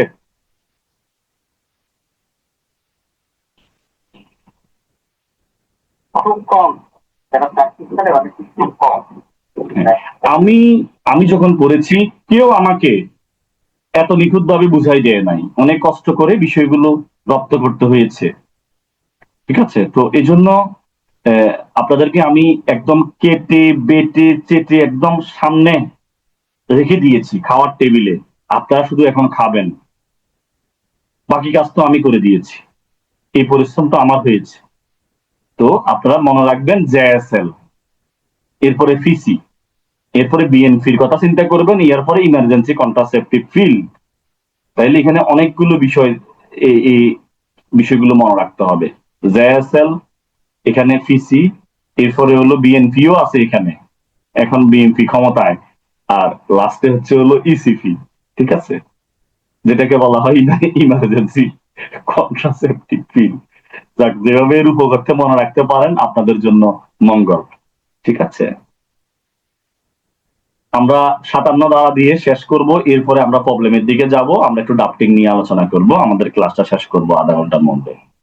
তো আমরা 57 ধারা আমরা বুঝি, নেতিবাচক চুক্তি পালন করার জন্য নিষেধাজ্ঞা, এটা আমরা জানি। কালকেও আমরা বলেছিলাম সাকিবুল হাসানকে কলকাতা নাইট রাইডার্স খেলার জন্য চুক্তি করলো, চুক্তির পর সে খেলতে অস্বীকার করলো, পরবর্তী সাকিবুল হাসান যেন অন্য কোনো দলে খেলতে না পারে এরকম কোনো নিষেধাজ্ঞা আপনারা চাইতে পারবেন আদালতের কাছে। এই হলো কাহিনী। আশা করছি এটা বোঝানোর কিছু নাই, এটা আপনারা জানেন, 57টা পারবে। তো আজকের ক্লাসে আমরা আসলে অনেকগুলো বিষয় চেষ্টা করেছি। আমরা চেষ্টা করেছি প্রথম থেকেই, আমাদের আজকে 4 নাম্বার ক্লাস, আমরা প্রথম ক্লাসে আমরা বলার চেষ্টা করেছি বিশেষ করে আমাদেরকে 5 ধারাতে 5 ভাবে চুক্তি সুনির্দিষ্ট প্রতিকার 5 ভাবে প্রতিকারটা দেওয়া হয়। কিভাবে দেওয়া হয়? 5 ভাবে দেওয়া হয়। ওটা আমরা বলেছি, একটা শব্দ ইউজ করেছি 4D, গরিবকে ডিক্লেয়ার করতে হবে। ফি ফর আমরা বলেছি পজেশন, দখল, গ্রহণ অর্পণের মাধ্যমে। এরপরে আমরা বলেছি অব্লিগেশন টু ডু, আরেকটা বলেছি একটা কাজ করার মাধ্যমে, আরেকটা বলেছি অব্লিগেশন মানে বাধ্যবাধকতা পালন করার মাধ্যমে, একটা হলো অব্লিগেশন নট টু ডু, না করার মাধ্যমে, প্রিভেন্টিভ রিলিফ যেটা। এরপরে আমরা বলেছি রিসিভার, এরপরে আমরা বলেছি ডিক্লারেশন। এগুলোর মাধ্যমে আমরা কি করতে পারি? একটা সুনির্দিষ্ট প্রতিকার আমরা পাইতে পারি। এই বিষয়গুলো নিয়ে আমরা আলোচনা করেছি। 5 ধারাটা আমরা 6 ধারাতে আলোচনা করেছি। এখানে প্রিভেন্টিভ রিলিফের কথাটা, এই যে 5-এর গটা আবারও রিপিট করছে, নিরোধকমূলক প্রতিকারের কথা এখানে বলা হয়েছে, কিভাবে দিবে, কাকে বলে, এই বিষয়গুলো নিয়ে আলোচনা করা হয়েছে। আমরা 7 ধারাতে বলেছি এখানে কোনো দণ্ড, সুনির্দিষ্ট প্রতিকার আইনটা সুনির্দিষ্টভাবে কার্যকর করবে যে কোনো বিষয়, কখনো দণ্ড প্রদান করবে না। আমরা 8 ধারাতে বলেছি যে এখানে শর্ত সহ দখল পুনরুদ্ধারের জন্য আপনারা আদালতে মোকদ্দমা দায়ের করবেন, শর্ত সহ দখল পুনরুদ্ধারের জন্য। আদার্সওয়াইজ এখানে আপনাকে বিষয় মনে রাখার জন্য বলেছি, এখানে আপনারা সরকারের বিরুদ্ধে মামলা করতে পারবেন, 12 বছরের মধ্যে মামলা করবেন, অ্যাড ভ্যালুরাম কোর্ট ফি দিবেন, এই ডিগ্রির বিরুদ্ধে আপিল করা যাবে, সবই করা যাবে, কোনো সমস্যা নাই। ঠিক আছে, এরপরে এটাই আপনার শর্ত সহ দখল ফিরতের বিষয়গুলো আমরা বলেছি। এরপর আমরা কোর্ট ফি আইন নিয়ে মোটামুটি কিছু কথাবার্তা বলেছি। এরপরে হচ্ছে হলো আপনার 9 ধারার কথাটা বলেছি। 9 ধারাটা বলতে শুধুমাত্র বেদখল, দখল নিয়ে কথা হবে। আপনি অবৈধভাবে, আপনাকে বেআইনি ভাবে বেদখল করা হয়েছে, আইনত পন্থা ছাড়া আপনাকে আপনার অসম্মতিতে বেদখল করা হয়েছে, আপনি আদালতে 6 মাসের মধ্যে মামলা করবেন দখল বেদখল নিয়ে। এখানে রেজ জুডিকাটাও বাড়িতে হবে না, তবে এখানে কথা হচ্ছে, এখানে আপনি এই মামলায় যদি আপনি হেরে যান, আপিলও করা যাবে না, রিভিশনও করা যাবে না, আপনাকে হাইকোর্টে রিভিশন করতে হবে। মাইন্ড ইট, খুবই গুরুত্বপূর্ণ, সরাসরি হাইকোর্ট। আমরা 12 ধারার বিষয়টা বলেছি। চারটা ক্ষেত্রে কি করা যায়, সুনির্দিষ্ট কার্য সম্পাদন করা যায়। উদাহরণও দিয়েছি, টেকনিকও দিয়েছি, ট্রমা পক্ষ। ঠিক আছে, ওকে। এরপরে হলো আমরা 13 ধারায় বলেছি আংশিক চুক্তি আংশিকভাবে বিলুপ্ত হলে, হ্যাঁ, চুক্তির বিষয়বস্তু আংশিকভাবে বিলুপ্ত হলে সেটা কি করা যাবে, কার্যকর করা যাবে, অসুবিধা নাই। এরপরে আমরা বলেছি 14তে বলেছি অসম্পাদিত অংশটা ছোট, তাও কার্যকর করা যাবে। এরপরে আমরা 15তে বলেছি অসম্পাদিত অংশটা বড়, কার্যকর করা যাবে না। তবে এখানে ক্রেতা চাইলে পারবে নিজে ক্ষতিপূরণ বেয়ার করে। 16তে বলতেছি স্বতন্ত্র, তাহলে স্বতন্ত্র অংশ চুক্তি সুনির্দিষ্ট কার্য সম্পাদন করা যাবে। 18তে বলেছি ত্রুটিপূর্ণ শর্ত সম্পূর্ণ বিক্রেতার বিরুদ্ধে ক্রেতার অধিকার। ত্রুটিপূর্ণ শর্ত নিয়ে যদি কোনো চুক্তি করে, আমরা বলেছি পরবর্তীতে ত্রুটি চলে গেলেও অস্বীকার করতে পারবে না। 19-এ বলতেছি আমরা ক্ষতিপূরণ চাইতে পারবো, মাঝে মাঝে ক্ষতিপূরণও চাওয়া যাবে। এরপর আমরা 21-এ বলেছি 8টি ক্ষেত্রে চুক্তি সুনির্দিষ্ট কার্য সম্পাদন করা যায় না। ফজনিপ্রল অতিবি, ঠিক আছে, আশা করছি এগুলো জানেন। এরপরে হলো আমরা 21-এর কটা নতুন করে আসছে, আগে ছিল না। বলতেছে বিক্রয় চুক্তি অবশ্য রেজিস্ট্রি হইতে হবে, ঠিক আছে। এটা 1 জুলাই 2005-এর সময় হতে পরবর্তী যে কোনো সময়ের জন্য এটা প্রযোজ্য হবে। 1 জুলাইয়ের আগে, 2005-এর আগে এটা প্রযোজ্য হবে না।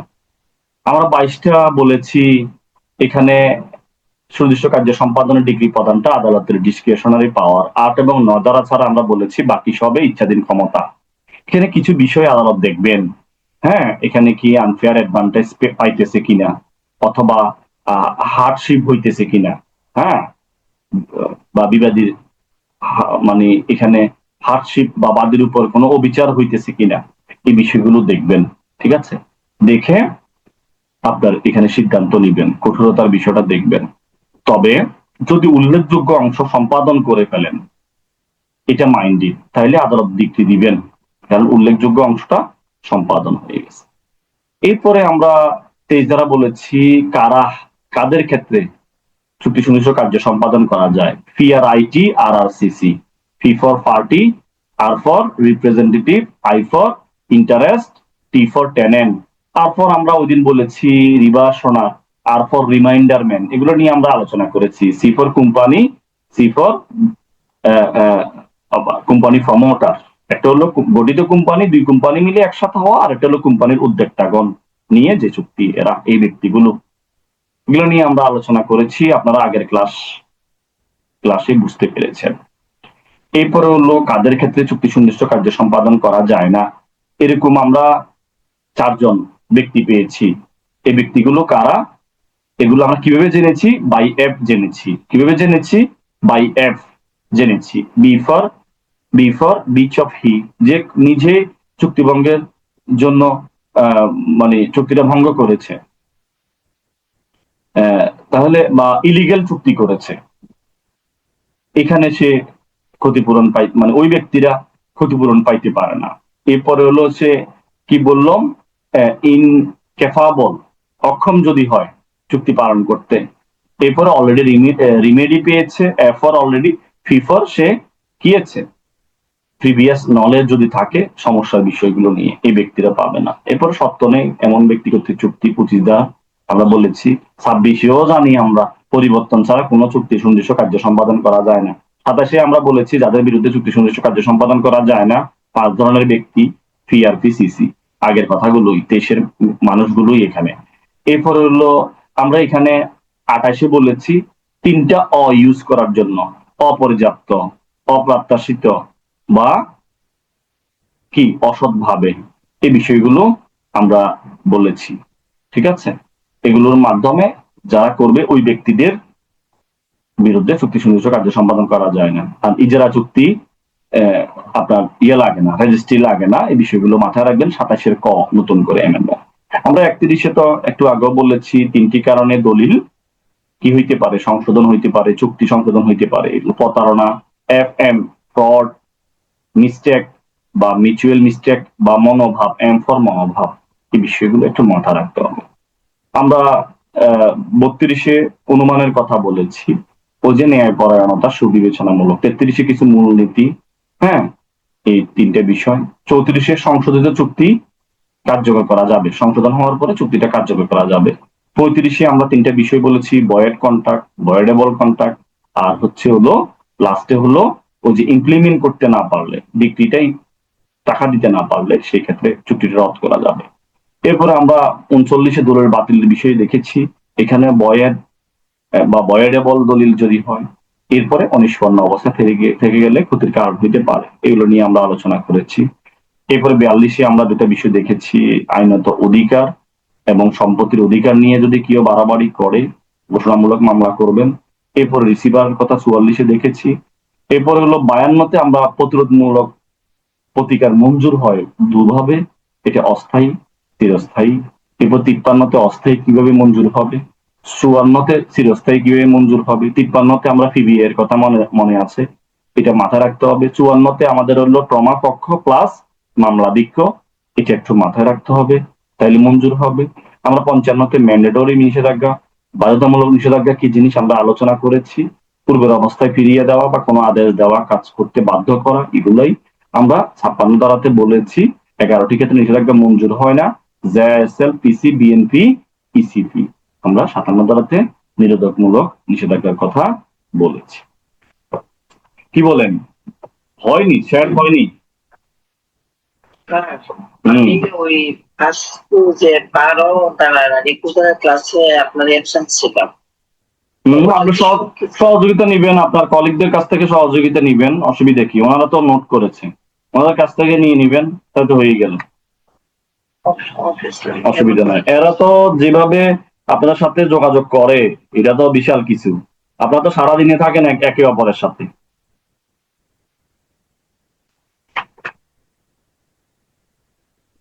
আচ্ছা, এবার আসেন আমরা একটু কি প্রশ্ন আসতে পারে, কি আসতে না পারে। আয় হাই, সময় আর বেশি নাই। সুনির্দিষ্ট প্রতিকার আইনের প্রতিকার সমূহ কেন সুনির্দিষ্ট প্রতিকার বলা হয়, লিখতে পারবেন না? লিখতে পারবেন, এটা আশা করছি লিখার সুযোগ আছে। আর কি কি প্রতিকার, সুনির্দিষ্টভাবে কি কি প্রতিকার পাওয়া যায়, এত লিখেন। ওই যে যেগুলো বললাম, সুনির্দিষ্ট স্থাবর সম্পত্তি পুনরুদ্ধার, দখলচ্যুত ব্যক্তিগত দখল পুনরুদ্ধার, চুক্তি সুনির্দিষ্ট কার্য সম্পাদন, দলিল সংশোধন, চুক্তি রদ, দলিল বাতিল, ঘোষণামূলক নিষেধাজ্ঞা, কি কি প্রতিকারগুলো পান, এগুলো একটু এক্সপ্লেন করে দিবেন, হয়ে যাবে। এরপরে যদি প্রশ্ন আসে সুনির্দিষ্ট প্রতিকার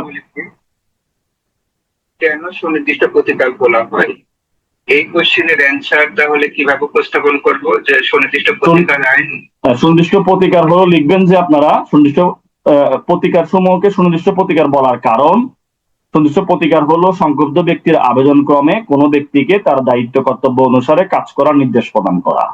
সুনির্দিষ্ট প্রতিকার আইন বলতে এখানে বিশেষ প্রকৃতির প্রতিকারকে বোঝায়, যেখানে কমন ল কোড বা ক্ষতিপূরণ বা সুনির্দিষ্ট কার্য সম্পাদনে একই সাথে নির্দেশ দিতে পারে। অর্থাৎ কোনো ব্যক্তিকে তার নিজের দায়িত্ব কর্তব্য অনুসারে ক্ষতিপূরণ বা সুনির্দিষ্ট কার্য সম্পাদনের নির্দেশ দিতে পারে, এবং এই সকল বিধান সমূহকে সুনির্দিষ্ট প্রতিকার আইনের বিধিবদ্ধ করা হয়েছে। এই সকলকে সুনির্দিষ্ট প্রতিকার বলা হয়। আবার আপনার মতো করে আপনি উদাহরণ দিতে পারেন যে এই এখানে যে প্রতিকারটা চাওয়া হয় ওইটাই দেওয়ার জন্য বলা হয়, দিয়ে দিবেন। মিস্টার করিম রহিমের মাঝে একটা ওই যে মূল্যবান সামগ্রী, একটা ওই যেটা বললাম আর্ট বা যে কোনো কিছুই আর কি, এটা চেয়েছেন, উনি পরবর্তীতে অস্বীকার করলো, কিন্তু আদালত এখানে ওই ওই শিল্পটা, ওই কারুকার্যটা আসলে এটার মানদণ্ডের সাথে ইয়ে নাই বা ইয়ে নাই, ওইটাই দেওয়া লাগবে, ঠিক আছে? এইভাবে একটা প্রতিকার দিয়ে দিলেন, একটা উদাহরণ দিয়ে দিলেন। দিয়ে দেওয়ার পরে আপনি লিখবেন যে সুনির্দিষ্ট প্রতিকার আইনের বিধান অনুসারে ক্ষতিগ্রস্ত পক্ষ এইভাবে সুনির্দিষ্ট প্রতিকার পাইতে পারে। মানে কিভাবে সুনির্দিষ্ট প্রতিকার পাইতে পারে, সুনির্দিষ্ট প্রতিকার পাওয়ার অধিকারী প্রতিকারগুলো হচ্ছে, সুনির্দিষ্ট প্রতিকারগুলো কি কি, ওই যে সুনির্দিষ্ট স্থাবর সম্পত্তি দখল পুনরুদ্ধার, দখলচ্যুত ব্যক্তিগত দখল পুনরুদ্ধার, চুক্তি সুনির্দিষ্ট কার্য সম্পাদন, দলিল সংশোধন, চুক্তি রদ বাতিল, দলিল বাতিল, ঘোষণামূলক, রিসিভার নিষেধাজ্ঞা, এই হলো সুনির্দিষ্ট আইনের বিধান অনুসারে সুনির্দিষ্ট প্রতিকারগুলো। ঠিক আছে, এইভাবে আপনি এই জন্য সুনির্দিষ্ট প্রতিকার আইনের প্রতিকার সমূহ কেন সুনির্দিষ্ট প্রতিকার বলা হয় আপনি আপনার মতো করে ব্যাখ্যা দিবেন, হয়ে গেছে। এরপরে প্রশ্ন আসতে পারে সুনির্দিষ্ট প্রতিকার আইনের বিভিন্ন পদ্ধতি সম্পর্কে আলোচনা করুন। কিভাবে কিভাবে সুনির্দিষ্ট প্রতিকার দেওয়া যেতে পারে। আপনি 5 ধারাটা লিখে ফেলবেন, ওই যে ফুয়র্ডি প্রজেশন, ঠিক আছে, সুনির্দিষ্ট সম্পত্তি দখল, গ্রহণ বা অর্পণ বা দাবিদারকে প্রদানের মাধ্যমে 8 থেকে 11 ধারা কোনো কাজ করতে বাধ্য, এমন কাজ করার জন্য আদেশ দেওয়া। হ্যাঁ, এটা লিখে ফেলবেন। এরপর বাধ্য নয় লিখে ফেলবেন। এরপরে হলো আপনার ঘোষণার মাধ্যমে 42 ধারা, রিসিভারের মাধ্যমে 44 ধারা, এই 5 প্রকার লিখে ফেলবেন, তাইলে হয়ে গেল। এবার পরীক্ষা আসতে পারে সুনির্দিষ্ট প্রতিকার আইনের স্থাবর সম্পত্তি দখল পুনরুদ্ধারের জন্য কি বিধান আছে। সুনির্দিষ্ট প্রতিকার আইনের স্থাবর সম্পত্তি দখল পুনরুদ্ধারের জন্য কি বিধান আছে। আপনি লিখবেন দখল পুনরুদ্ধারের জন্য বিধান আছে 8 ধারা, 9 ধারা, এই বিষয়গুলো বিধানগুলো দুটো উল্লেখ করে লিখলে হয়ে গেছে। এরপরে খাস দখল বলতে কি বুঝেন, খাস দখল বলতে কি বুঝেন আপনি। এরপরে খাস দখল উদ্ধারের জন্য কোন বিষয়গুলো প্রমাণ করতে হয়, এই ধারার সুবিধাগুলো কি কি। তাহলে খাস দখল বলতে কোন সম্পত্তির প্রকৃত মালিক যদি প্রত্যক্ষভাবে সম্পত্তি দখল করেন তাহলে তার এরূপ প্রত্যক্ষ দখলকে খাস দখল বলে। যেমন এক্ষেত্রে প্রকৃত মালিকের সাথে সম্পত্তি সরাসরি সম্পর্ক স্থাপিত হয়, অর্থাৎ উক্ত দখলের মাধ্যমে মালিকানা হস্তান্তর করা হয়। কোন সম্পত্তির প্রকৃত মালিক যদি প্রত্যক্ষভাবে সম্পত্তি দখল করেন তাহলে ওইরূপ প্রত্যক্ষ দখলকে খাস দখল বলে। এবং নিজের বাড়িতে বসবাস, নিজের জমিতে চাষাবাদ, এগুলোই হচ্ছে খাস দখল। আর খাস দখলের যে সকল বিষয় প্রমাণ করতে হয় এগুলো লিখলেন, ঠিক আছে। বাদীর সম্পত্তি দখলে ছিল, সে দখলচ্যুত হয়েছে, 6 মাসে 9 ধারার এই বিধানগুলো আপনি লিখে ফেলবেন, তাহলে হয়ে গেছে। এরপরে 8-9 ধারার মধ্যে পার্থক্য আসতে পারে, পার্থক্যগুলো দিয়ে দিলেন, তাইলে হয়ে যাবে। সংজ্ঞাগত পার্থক্য দিয়ে দিলেন, হ্যাঁ, সত্য দখল প্রমাণের ক্ষেত্রে পার্থক্য দিলেন, তারপরে হলো তামাদের মেয়াদের পার্থক্য দিলেন, কোর্ট ফির ক্ষেত্রে পার্থক্য দিলেন, হ্যাঁ, ডিগ্রি বা রায়ের বিরুদ্ধে প্রতিকারের ক্ষেত্রে পার্থক্য দিলেন, সরকারের ক্ষেত্রে পার্থক্য দিলেন। হ্যাঁ, প্রতিকারের এই বিষয়গুলো, প্রতিকারের দ্রুততা কত সময়ের মধ্যে পাওয়া যায় এগুলো লিখলেন। আপনার মতো করে আপনি নাম্বার অনুযায়ী পার্থক্য বানাইয়ে আপনি লিখতে পারবেন। এখানে অনেকগুলো পার্থক্য 8 এবং 9 ধারার মধ্যে রয়েছে।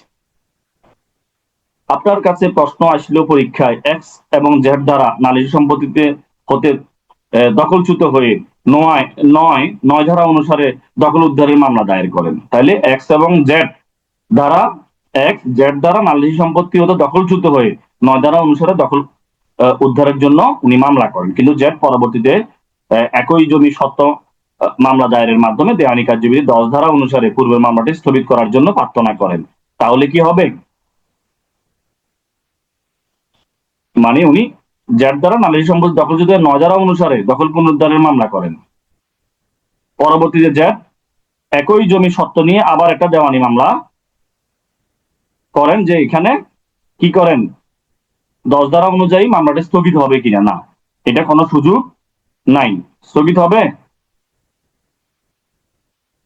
আলোচ্য মামলাটা স্থগিত করার জন্য দেওয়ানি কার্যবিধি 10 ধারা প্রয়োগযোগ্য নয়, কারণ দখল উদ্ধারের মামলাটি শর্তের পূর্বে দায়ের করা হয়েছে। কারণ মামলার ইস্যুগুলো মৌলিকভাবে একই হলেও দায়েরকৃত মামলাটি দেওয়ানি কার্যবিধির 10 ধারায় স্থগিত হবে। যেক্ষেত্রে পরবর্তীতে দায়েরকৃত মামলা দখলযুক্ত পক্ষকে হয়রানি বা প্রতারণামূলক বিলম্বিত করার উদ্দেশ্য করা হয়, সেক্ষেত্রে তাইলে কি বলতেছে এখানে,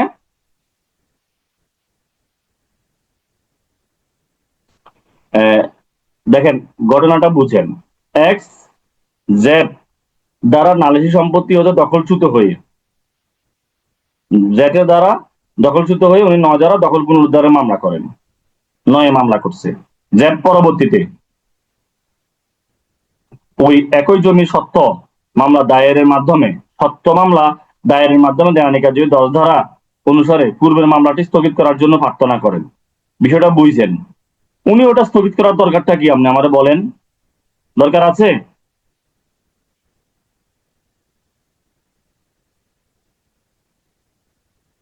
কথা বলেন। ওটা ওটা স্থগিত করার সাথে দখল কোনো সম্পর্ক নাই স্যার। না, ওইটা স্থগিত করার জন্য উনি উনি প্রার্থনা করার ওনার দরকার নাই। উনি উনি উনি আবার একই জমি সত্ত্ব মামলা দায়েরের মাধ্যমে উনি 10 ধারা মামলাটা স্থগিত করার জন্য প্রার্থনা করেন না, এইটা প্রার্থনা করার ওনার দরকার নাই, উনি এটা করতে পারে না, ওটা ওটা দরকার নাই। ঠিক আছে। করতে পারবে স্যার, দরিদ্রায় পারবে না, দরিদ্রায় দরখাস্ত করার পারবে না। এখন উনি আবার বলতেছে একই জমি সত্ত্ব মামলা দায়েরের মাধ্যমে দেওয়ানি কার্যবিধি 10 ধারা অনুসারে রেস সাব জুডিশিয়ারি পূর্বের মামলাটি স্থগিত করার প্রার্থনা করে, এখানে ফলাফল কি হইতে পারে? অর্থাৎ আলোচ্য মামলাটি স্থগিত করার জন্য দেওয়ানি কার্যবিধি 10 ধারা প্রয়োগ যোগ্য নয়, কারণ দখল উদ্ধারের মামলাটি সত্ত্বের পূর্বে দায়ের করা হয়েছে। এই হলো কাহিনী, এটা একটু মাথায় রাখেন, এত কঠিন আসবে না। এরপরে হচ্ছে এক্স এবং ওয়াই এর বিরুদ্ধে ফৌজদারি কার্যবিধি 1898 145 ধারা অনুসারে মামলা দায়ের করেন। ফৌজদারি কার্যবিধির 145 এর একটা মামলা দায়ের করেন। উক্ত মামলায় আদালত এক্স এর ক্ষেত্রে চূড়ান্ত সিদ্ধান্ত প্রদান করেন যে এক্স ওয়াই কে দখলচ্যুত করেছে, পরবর্তী ওয়াই দখল পুনরুদ্ধারের জন্য সুনির্দিষ্ট প্রতিকারের 9 ধারা অনুযায়ী উনি মামলা দায়ের করেন। এই ক্ষেত্রে কি হবে? উনি 145 এর মামলা করছিল, পরে আবার 9 ধারায় মামলা করছে, তাহলে এক্স ওয়াই এর বিরুদ্ধে ফৌজদারি মামলা করেছে, এখানে রক্ষণীয় কিনা, ওয়াই এর দখল পুনরুদ্ধারের মামলাটা রক্ষণীয় কিনা বলেন?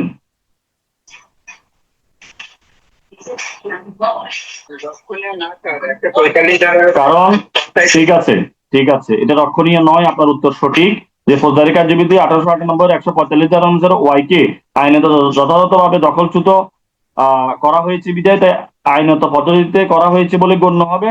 ওয়াই সুনির্দিষ্ট প্রতিকার আইনের 9 ধারা অনুসারে মামলা দায়ের করলে তার প্রতিকার পাবে না, কারণ ওয়াই এর মামলাটি রক্ষণীয় নয়। 145 ধারা সিদ্ধান্তের বিরুদ্ধে রিভিশন দায়ের করতে পারে। সুনির্দিষ্ট প্রতিকার আইনের 8 ধারা অনুসারে সত্তাসহ দখল পুনরুদ্ধার মামলা দায়ের করতে পারে। এই হলো কাহিনী, ঠিক আছে।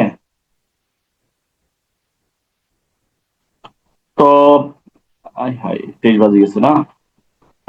এরপরে এক্স 1/2/1985 সালে ওয়াই কে ফি নামক সম্পত্তি দখল থেকে যথাযথ আইনত পন্থা ব্যতীত বেদখল করেন, কিন্তু পরবর্তীতে এক্স উক্ত সম্পত্তি যথাযথ কর্তৃপক্ষ থেকে ইজারা মূল্য সত্ত্ব গ্রহণ করেন। এক্ষেত্রে এক্স পূর্ববর্তী দখল বৈধ দখল ছিল কিনা প্রাসঙ্গিক বিধান পূর্বক আলোচনা করুন।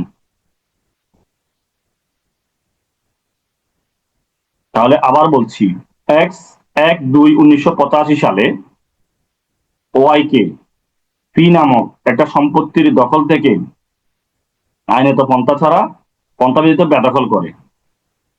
এক্স এ করে এটা, সালে ওয়াই কে, পরবর্তীতে এক্স উক্ত সম্পত্তি যথাযথ কর্তৃপক্ষ থেকে ইজারা মূল্য সত্ত্ব গ্রহণ করে। এখন এখানে কি হবে? এক্স এর পূর্বোক্ত দলিলটি বৈধ ছিল না, কারণ মামলাটি ধারা 9 অনুসারে ওয়াই কে যথাযথ আইনগত পন্থা ব্যতীত কি করা হয়েছে? উচ্ছেদ করা হয়েছে বিধায় এক্স এর উক্ত দখল বৈধ ছিল না। তাই পরবর্তীতে এক্স উক্ত সম্পত্তিটি যথাযথ কর্তৃপক্ষের নিকট হতে ইজারা মূল্য সত্ত্বটি অর্জন করেছে। এক্ষেত্রে এক্স এর পরের দখলটি বৈধ ছিল। তাইলে আমরা কি বললাম, যে আগের যে 9 ধারা অনুসারে ওয়াই কে আইনত পন্থা ছাড়া ব্যতীত উচ্ছেদ করা হয়েছে বিধায় এক্স এর দখল বৈধ ছিল না, এটাই বলতেছিল। শুধুমাত্র 2-1 লাইনে এভাবে বোঝালেই হবে তো নাকি? এভাবেই লিখে দিবেন আর কি, সিদ্ধান্তর কারণ শেষ, আর কি লিখবেন? ইস্যু চাইলে লিখতে পারেন, নাইলে লিখবেন না। ঘটনার বর্ণনা চাইলে লিখতে পারেন, নাইলে লিখবেন না। এগুলো আসলে অতটা তো কোথাও আইনে বলা নাই এভাবে লিখতে হবে, বলা আছে? বলা নাই তো। আচ্ছা যাও, আপনি তাহলে আরেকটা প্রশ্ন দেখেন। এ বি এর বিরুদ্ধে সিনিয়র সহকারী জজ আদালতে 9 ধারা অনুসারে দখল পুনরুদ্ধারের মামলা দায়ের করেন।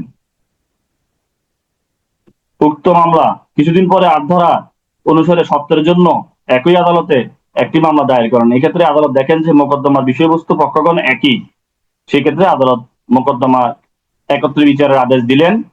এক্ষেত্রে আদালতের উক্ত আদেশ যুক্তিকতা নিরূপণ করুন।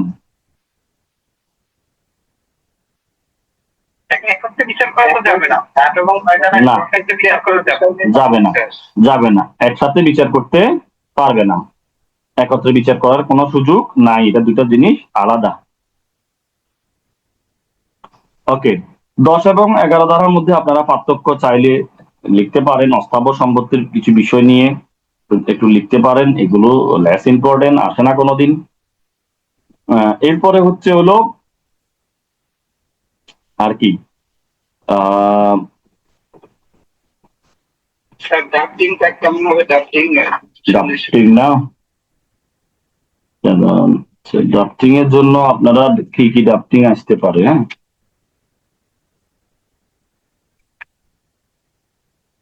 সুনির্দিষ্ট প্রতিকার আইনে তো ড্রাফটিং আছে, সুনির্দিষ্ট প্রতিকার আইনের আপনাদের ড্রাফটিং আসতে পারে। হ্যাঁ, 9 ধারা মোতাবেক দখল পুনরুদ্ধারের জন্য মুসাবিদা 2004-2007 আসছিল। 9 ধারা মোতাবেক দখল পুনরুদ্ধারের জন্য আরজির মুসাবিদা। তো এখানে প্রথমে লিখবেন 9 ধারার মামলাটা কোথায় করবেন, মূল্যমান অনুযায়ী লিখবেন, ঠিক আছে। আদালতের নাম লিখবেন বিজ্ঞ সহকারী জজ, ঠিক আছে, সিভিল জাজ আর কি, জাজ আদালত। তারপরে লিখার পরে সূত্র লিখবেন, দেওয়ানি মোকদ্দমার নং লিখবেন, এরপরে লিখবেন হচ্ছে হলো বাদী নাম লিখে ডট ডট বাদী বনাম ডট ডট বিবাদী, বিষয় লিখবেন সুনির্দিষ্ট প্রতিকার আইনে 9 ধারা মোতাবেক স্থাবর সম্পত্তি দখল পুনরুদ্ধারের আবেদন। এরপরে মোকদ্দমার তায়জাত মূল্য কত এটা লিখবেন। তাহলে এটা হলো হেডলাইনের এই বিষয়গুলো আসবে, আদালতের নাম আসবে, সূত্র দেওয়ানি মোকদ্দমার নং আসবে, এরপরে বাদীর নাম ডট ডট বাদী, এরপরে বনাম বিবাদীর নাম ডট ডট বিবাদী, এরপরে বিষয়, এরপরে মোকদ্দমার তায়জাত মূল্য। এরপর লিখবেন বাদী পক্ষের বিনীত নিবেদন, এই যে বাদী বাংলাদেশের একজন স্থায়ী নাগরিক, উনি আইনের প্রতি শ্রদ্ধাশীল ব্যক্তি বটে, অন্যদিকে বিবাদী একজন বিত্তবান প্রভাবশালী দখলবাজ প্রধান লোভী ব্যক্তি, 1 নম্বরে লিখলেন। 2 নম্বরে লিখলেন বাদী নিম্ন তফসিলভুক্ত 10% জমি 10 বছর যাবৎ নিরবিচ্ছিন্নভাবে ভোগ দখল করে আসছেন। অত্র 3 নম্বরে লিখলেন অত্র মোকদ্দমার বাদী বিবাদী উভয় প্রতিবেশী এবং তর্কিত জমির প্রকৃত মালিক আমেরিকাতে অবস্থান করছে এবং বাদী প্রকৃত মালিকের অনুমতি নিয়ে উক্ত সম্পত্তি ভোগ দখল করে আসছে। তর্কিত জমি আদালতের এখতিয়ারাধীন, আদালতে এখতিয়ার আছে, এবং যেহেতু উক্ত জমি বাদী দখলদার থাকা অবস্থায় এত তারিখে সন্ত্রাসী কর্তৃক অবৈধ জমিতে প্রবেশ করে মারপিট করে তফসিল বর্ণিত সম্পত্তি দখল করে, যেহেতু বাদী 6 নম্বরে লিখলেন বাদী বেআইনিভাবে সম্পত্তি থেকে বেদখল হয়েছে, সেহেতু পুনরায় দখল পেতে দখল হওয়ার পর দখল পুনরুদ্ধারের উদ্দেশ্যে 6 মাসের মধ্যে উক্ত অত্র মোকদ্দমাটা দায়ের করেছে। এরপর লিখলেন বাদী কর্তৃক দায়েরকৃত মোকদ্দমার কারণ তফসিলি বর্ণিত সম্পত্তি এত তারিখে বিবাদী কর্তৃক বাদিনীর বেদখল হওয়ার সময় উদ্ভব হয়েছে, কারণটা কখন উদ্ভব হয়েছে লিখলেন, এবং অত্র মোকদ্দমাটি একটা দখল পুনরুদ্ধার মোকদ্দমা এবং মোকদ্দমার সম্পত্তির তাজাত মূল্য অনুসারে কোর্ট ফি অর্ধেক কোর্ট ফি প্রদান করা এখতিয়ারাধীন অত্র আদালতে মোকদ্দমাটি দায়ের করা হলো। অর্থাৎ কোর্ট ফি দিয়েছেন বাদী উক্ত সম্পত্তিতে দখলের অধিকারী, যদি এখানে এই বাদিনীর পক্ষে দখল পুনরুদ্ধারের ডিগ্রি প্রদান না করা হয় তাহলে অপূরণীয় ক্ষতি হবে। শুনানিকালে অন্যান্য বক্তব্য যাবতীয় তথ্য উপস্থাপন হবে।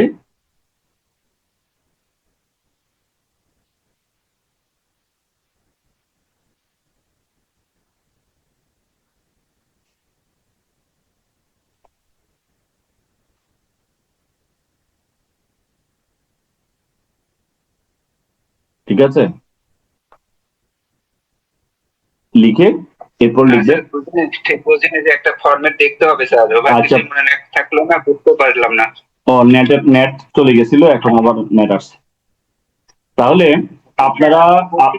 আপনারা কিছু বিষয় মাথায় রাখবেন। একটা ড্রাফটিং করার সময় আদালতের নামটা, এরপরে হলো সূত্র ওই যে দেওয়ানি মোকদ্দমার নং, এরপরে হলো নাম লিখবেন ডট ডট বাদী বনাম লিখবেন, এরপরে বিবাদী ডট ডট বিবাদী নাম লিখে বিবাদী লিখে, এরপরে হলো বিষয় লিখলেন, এরপরে তায়জাত মূল্য লিখলেন, এরপরে 1 2 3 4 দিয়ে লিখলেন যে এই অবস্থাবাদী, এরপরে হচ্ছে হলো কত বছর ভোগ দখলে আছেন, কখন বেদখল করা হয়েছে, আপনি কোর্ট ফি দিয়েছেন কিনা, তারপরে হচ্ছে হলো আপনার ইখতিয়ার আছে কিনা, আপনার তর্কিত জমি আদালতের ইখতিয়ারাধীন কিনা, এরপরে হচ্ছে হলো আপনি শুনানিকালে আরো অন্যান্য বিষয়গুলো করবেন, লিখে এরপরে অতএব বিজ্ঞ আদালতের নিকট বিনীত প্রার্থনা, এই যে উপরোক্ত অবস্থা দিনে ন্যায় বিচারের স্বার্থে তফসিল বর্ণিত সম্পত্তি থেকে বিবাদের বেআইনি দখল অপসারণ করে বাদিনীকে দখল ফিরিয়ে দিতে মোকদ্দমার খরচ বা বিবাদের বিরুদ্ধে ডিগ্রির আদেশ দিতে মানে আপনার যেন মর্জি হয় এই লিখে দিলেন। এরপরে তফসিল লিখবেন, শর্তপাঠ লিখবেন। আর এখানে যে বিষয়টা আমরা দেখেছি গত বছর আমাদের অ্যামেন্ডমেন্টের কারণে এখন হলো আমরা আগে দরখাস্তর মধ্যে হলফনামা লিখতাম, আরজির মধ্যে সত্যপাঠ লিখতাম। এখন আরজির মধ্যে দুটোই আসবে, সত্যপাঠ এবং হলফনামা দুটোই আসবে। ঠিক আছে, দুটোই লিখবেন, লিখে মোটামুটি এরকম একটা form দেওয়া যায় না আমাদের একটু গ্রুপে একটু লেখা একটা আর্জি? আচ্ছা, আমি রাতে আপনাদেরকে একটা সুন্দরভাবে ড্রাফটিং গুলো দিব। ঠিক আছে, অর্থাৎ আট দ্বারা ড্রাফটিং, তারপরে হলো 9 দ্বারা ড্রাফটিং, 8 দ্বারা ড্রাফটিং, তারপরে হচ্ছে হলো আর কি ধরনের ড্রাফটিং আইতে পারে 2টা। এরপরে হলো সুনির্দিষ্ট চুক্তি বাস্তবায়নের জন্য আরজির মুসাবিদা, 12 দ্বারা ড্রাফটিং। এরপরে হলো আপনাদেরকে দেওয়া হবে হলো চুক্তি রদের জন্য আরজির মুসাবিদা দেওয়া হবে, দলিল সংশোধনের জন্য মুসাবিদা দেওয়া হবে। তারপরে হচ্ছে হলো আপনাদেরকে দলিল সংশোধনের মুসাবিদা দেওয়া হবে। এরপরে হচ্ছে হলো আপনাদেরকে দেওয়া হবে ঘোষণামূলক মামলার মুসাবিদা দেওয়া হবে। অসুবিধা নাই, আমি এগুলো দেওয়ার চেষ্টা করব আপনাদেরকে, তাইলে হয়ে যাবে। রিসিভার নিয়োগের জন্য মুসাবিদা, এগুলো আমি ড্রাফটিং গুলো দেওয়ার চেষ্টা করব। ঠিক আছে, চিরস্থায়ী নিষেধাজ্ঞার মুসাবিদা, এগুলো দেওয়ার চেষ্টা করব আমি, দেখি রাতে আপনাদেরকে কোনোভাবে দেওয়া যায় কিনা। ঠিক আছে, লিখাইতে গেলে অনেক সময়ের ব্যাপার। আপনারা আসলে এমন টাইমে আমরা আমাদের আপনাদেরকে পাইছি যে হাতে সময় থাকলে আমরা বসে বসে আজকে 2টা ড্রাফটিং করাইতে পারতাম, আপনারা লিখতেন, আপনারা বলতেন, আমি আপনাদেরকে করতাম। কিন্তু আসলে এগুলো তো সময় সাপেক্ষ ব্যাপার স্যাপার, এগুলো নিয়ে এত ডিসকাস, এত লেখানোটা কঠিন। ঠিক আছে, তো দেখি আমি কিছু ড্রাফটিং আপনাদেরকে দিব। ঠিক আছে, জি স্যার, আপনি ড্রাফটিং দিলে আমরা দেখলাম, যদি প্রবলেম মনে হইলো তখন আপনার সাথে আবার ডিসকাস করলাম। এখানে প্রবলেমের কিছু নাই, এগুলো জাস্ট ফরম্যাটটা, আর নিজের মতো করে 6-7টা গ্রাউন্ডস লিখলেন, হয়ে যাবে। প্রত্যেকটা মুসাবিদার ফরম্যাটে একই, খালি ছাড়া অনুযায়ী ভিতরের ব্যাখ্যাগুলো একটু আলাদা হবে, তাই তো? এরকমই, এখানে পার্থক্য নাই। আপনি মামলার মূল্যমান অনুযায়ী কোড পরিবর্তন হবে, আর মামলার ধারা অনুযায়ী কথা পরিবর্তন হবে, আর ম্যাক্সিমাম কিছু মিল থাকবে, যে এটা আদালতের এখতিয়ারাধীন, এটা সবসময় থাকবে। এখানে আপনি কোর্ট ফি দিয়েছেন, যথাযথ কোর্ট ফি আপনি দিয়েছেন, এটা মিল থাকবে। তারপরে হচ্ছে হলো আপনি শুনানিকালে লাস্টে এসে লিখবেন সবকিছু আরো তথ্য উপস্থাপন করা হবে, এটা সেম জিনিস। এরকম প্রথম লাইন বিবাদী উনি ফরজন লোভী ব্যক্তি বটে, বাদী, এরকম এটা প্রথম লাইনে থাকবেই। তো এরকম কমন, এটা কখন কারণটা উদ্ভব হয়েছে, অর্থাৎ আমরা আরজি লেখার সময় আমরা কি বিষয়গুলো দেখি, এটা মাথায় রাখবেন। আরজি লেখার আমরা যখন দেওয়ানি কার্যবিধি পড়বো, আরজি লেখার সময় যে বিষয়গুলো আসবে না, এখানেও সেম বিষয়গুলো মাথায় রাখতে হবে। ঠিক আছে, আরজিতে কি কি বিষয় থাকবে, 7 আদেশের এক বিধিতে আরজিতে কি কি বিষয় থাকে, সেম বিষয়গুলো আপনি এখানে ফুটাই তুলতে হবে, মানে মাথায় রাখতে হবে আমার 7 আদেশের এক বিধি, ওই অনুযায়ী আমাকে আরজি লিখতে হবে। পাশাপাশি বাস্তব প্রেক্ষাপট অনুযায়ী লেখাগুলো লিখবেন। আমি কি কথা বুঝাতে পেরেছি? স্যার বুঝিনি স্যার, এটা আমি বুঝি নাই, এটা আমি চোখে না দেখলে মুখে ভাই বুঝতে পারছি না, একটু দেখলে আমি পারবো। আপনি যেরকম বলছেন, সাত আদেশের এক বিধিতে যেমন 9টা বিষয় উল্লেখ করতে হয়, ওই 9টা বিষয় স্পেসিফিক থাকতে হবে, মানে ইনডাইরেক্টলি এটার একটা ছাপ থাকতে হবে আর কি, মানে এটার একটা প্রতিফলন এখানে আসবে আরজির মধ্যে, ওটা মাথায় রেখে আপনি আগাবেন। মানে ওইটা আপনার গাইডলাইন, ওইটা আপনার স্ট্রাকচার, ওইটাই আপনার হচ্ছে হলো ম্যাপ। ঠিক আছে, ওটার উপর ডিপেন্ড করে আপনি ঘরটা নির্মাণ করবেন। বুঝলেন নাই, থাকে না একটা ঘরে নির্মাণের জন্য একটা ড্রয়িং থাকে না, ওই ড্রয়িং এর উপর ডিপেন্ড করে আপনি এইটা নির্মাণ করবেন, ওটাই হচ্ছে আপনার জন্য গাইডলাইন। কথা কি বুঝাতে পেরেছি? আমরা তো আইনের বাইরে যাইতে পারি না, আর বাকি ফ্যাক্টরিজে অনেক বিষয় ভিন্নতা আছে, কিন্তু আপনি অ্যাজ এ স্টুডেন্ট হিসাবে আপনি গাইডলাইন ফলো করতে হবে, ঠিক আছে?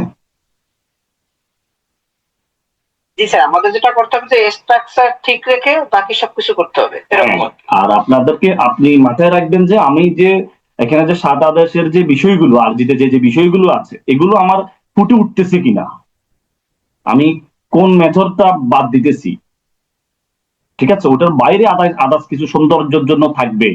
মনে করেন উজুর ফরজ হলো 4টি, কিন্তু আরো কিছু সুন্নতের বিষয় আছে না, আরো অনেকগুলো বিষয় আছে না? 3 বার হাত ধোয়া, মানে 3 বার করা, 3 বার পানি দেওয়া, ঠিক আছে? ও যে মেসওয়াক করা, এই টাইপের আরো অনেকগুলো অজুর সুন্নত রয়েছে না? কিন্তু আপনার তো 4টা বিষয় লাগবে, মানে ম্যান্ডেটরি আপনাকে কি করতে হবে, এই যে অজুর যে 4টা ফরজ আছে, এই যে হাত ধোয়া, মুখ ধোয়া, মাসে করা, মানে টাকনু ইয়ে পর্যন্ত পা ধোয়া, এই 4টা বিষয় তো আসতেই হবে। বাকি বিষয়গুলো তো এখানে আপনি আদার্স, এগুলো সুন্নত, এগুলো তো ওইভাবে ম্যান্ডেটরি ন, বাট 4টা বিষয় লাগবে। আমি আপনাদেরকে বুঝাতে চাইতেছি যে এইখানে 9টা বিষয় আপনাকে আসছে কিনা আপনাকে মাথায় রাখতে হবে। আমি কি কজ অফ অ্যাকশন লিখতেছি কিনা, আমি কোর্ট ফি দিতেছি কিনা, আমি বাদী বিবাদীর নাম লিখতেছি কিনা, আমি বা বিবাদী নাবালক বা আদার্স কিছু হইলে এগুলো এক্সপ্লেন করছি কিনা, মানে এই যে বিষয়গুলো আমি প্রতিকার চাইতেছি কিনা, এই বিষয়গুলো আমাকে উল্লেখ করতে হবে। আরজিতে যে বিষয়গুলো থাকা দরকার। আশা করছি বুঝতে পেরেছেন, পারবেন ইনশাল্লাহ। আমি আছি আপনাদের সাথে, এগুলো নিয়ে বসবো, আলোচনা করব। আমরা যখন এই হয়ে যাবে আপনাদেরকে ড্রাফটিং লিখতে বলবো, আপনারা অনেকভাবে লিখবেন, আমি এগুলো সংশোধন করে দিব।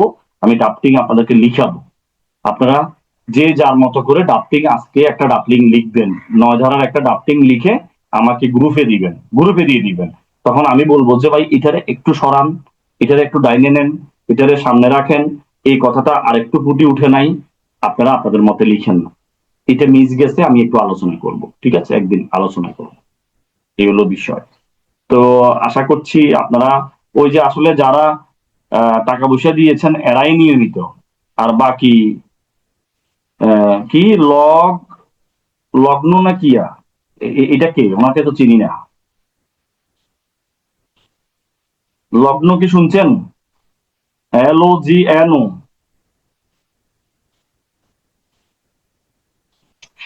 জি স্যার, সালাম স্যার। আপনার নামটা? স্যার আমার স্যার বিক্রম। আহ, বিক্রম আচ্ছা আচ্ছা, আপনি কি ক্লাস করেছেন এর আগেও? স্যার, দুটো করছি স্যার। আপনার এটা আজকে বিকালেই দিয়ে দিব স্যার, এটা আজকে বিকালেই দিয়ে দিব স্যার। ওরে, আমি এটা বলি নাই তো। এটা তো দিবেন, এটা তো দিলে তো, হাদিয়া দিলে তো ভালো, এটা তো সওয়াবের কাজ। কাউকে উপহার দিলে, কাউকে গিফট করলে এটা ভালো। না না স্যার, অবশ্যই স্যার, এটা না দিয়ে পরীক্ষার হলে গেলেও তো বসতে পারবো না স্যারের কি না দিয়ে পরীক্ষার হলে আসছে, এটাই তো চিন্তা করতে করতে প্রশ্ন লিখতে পারবো।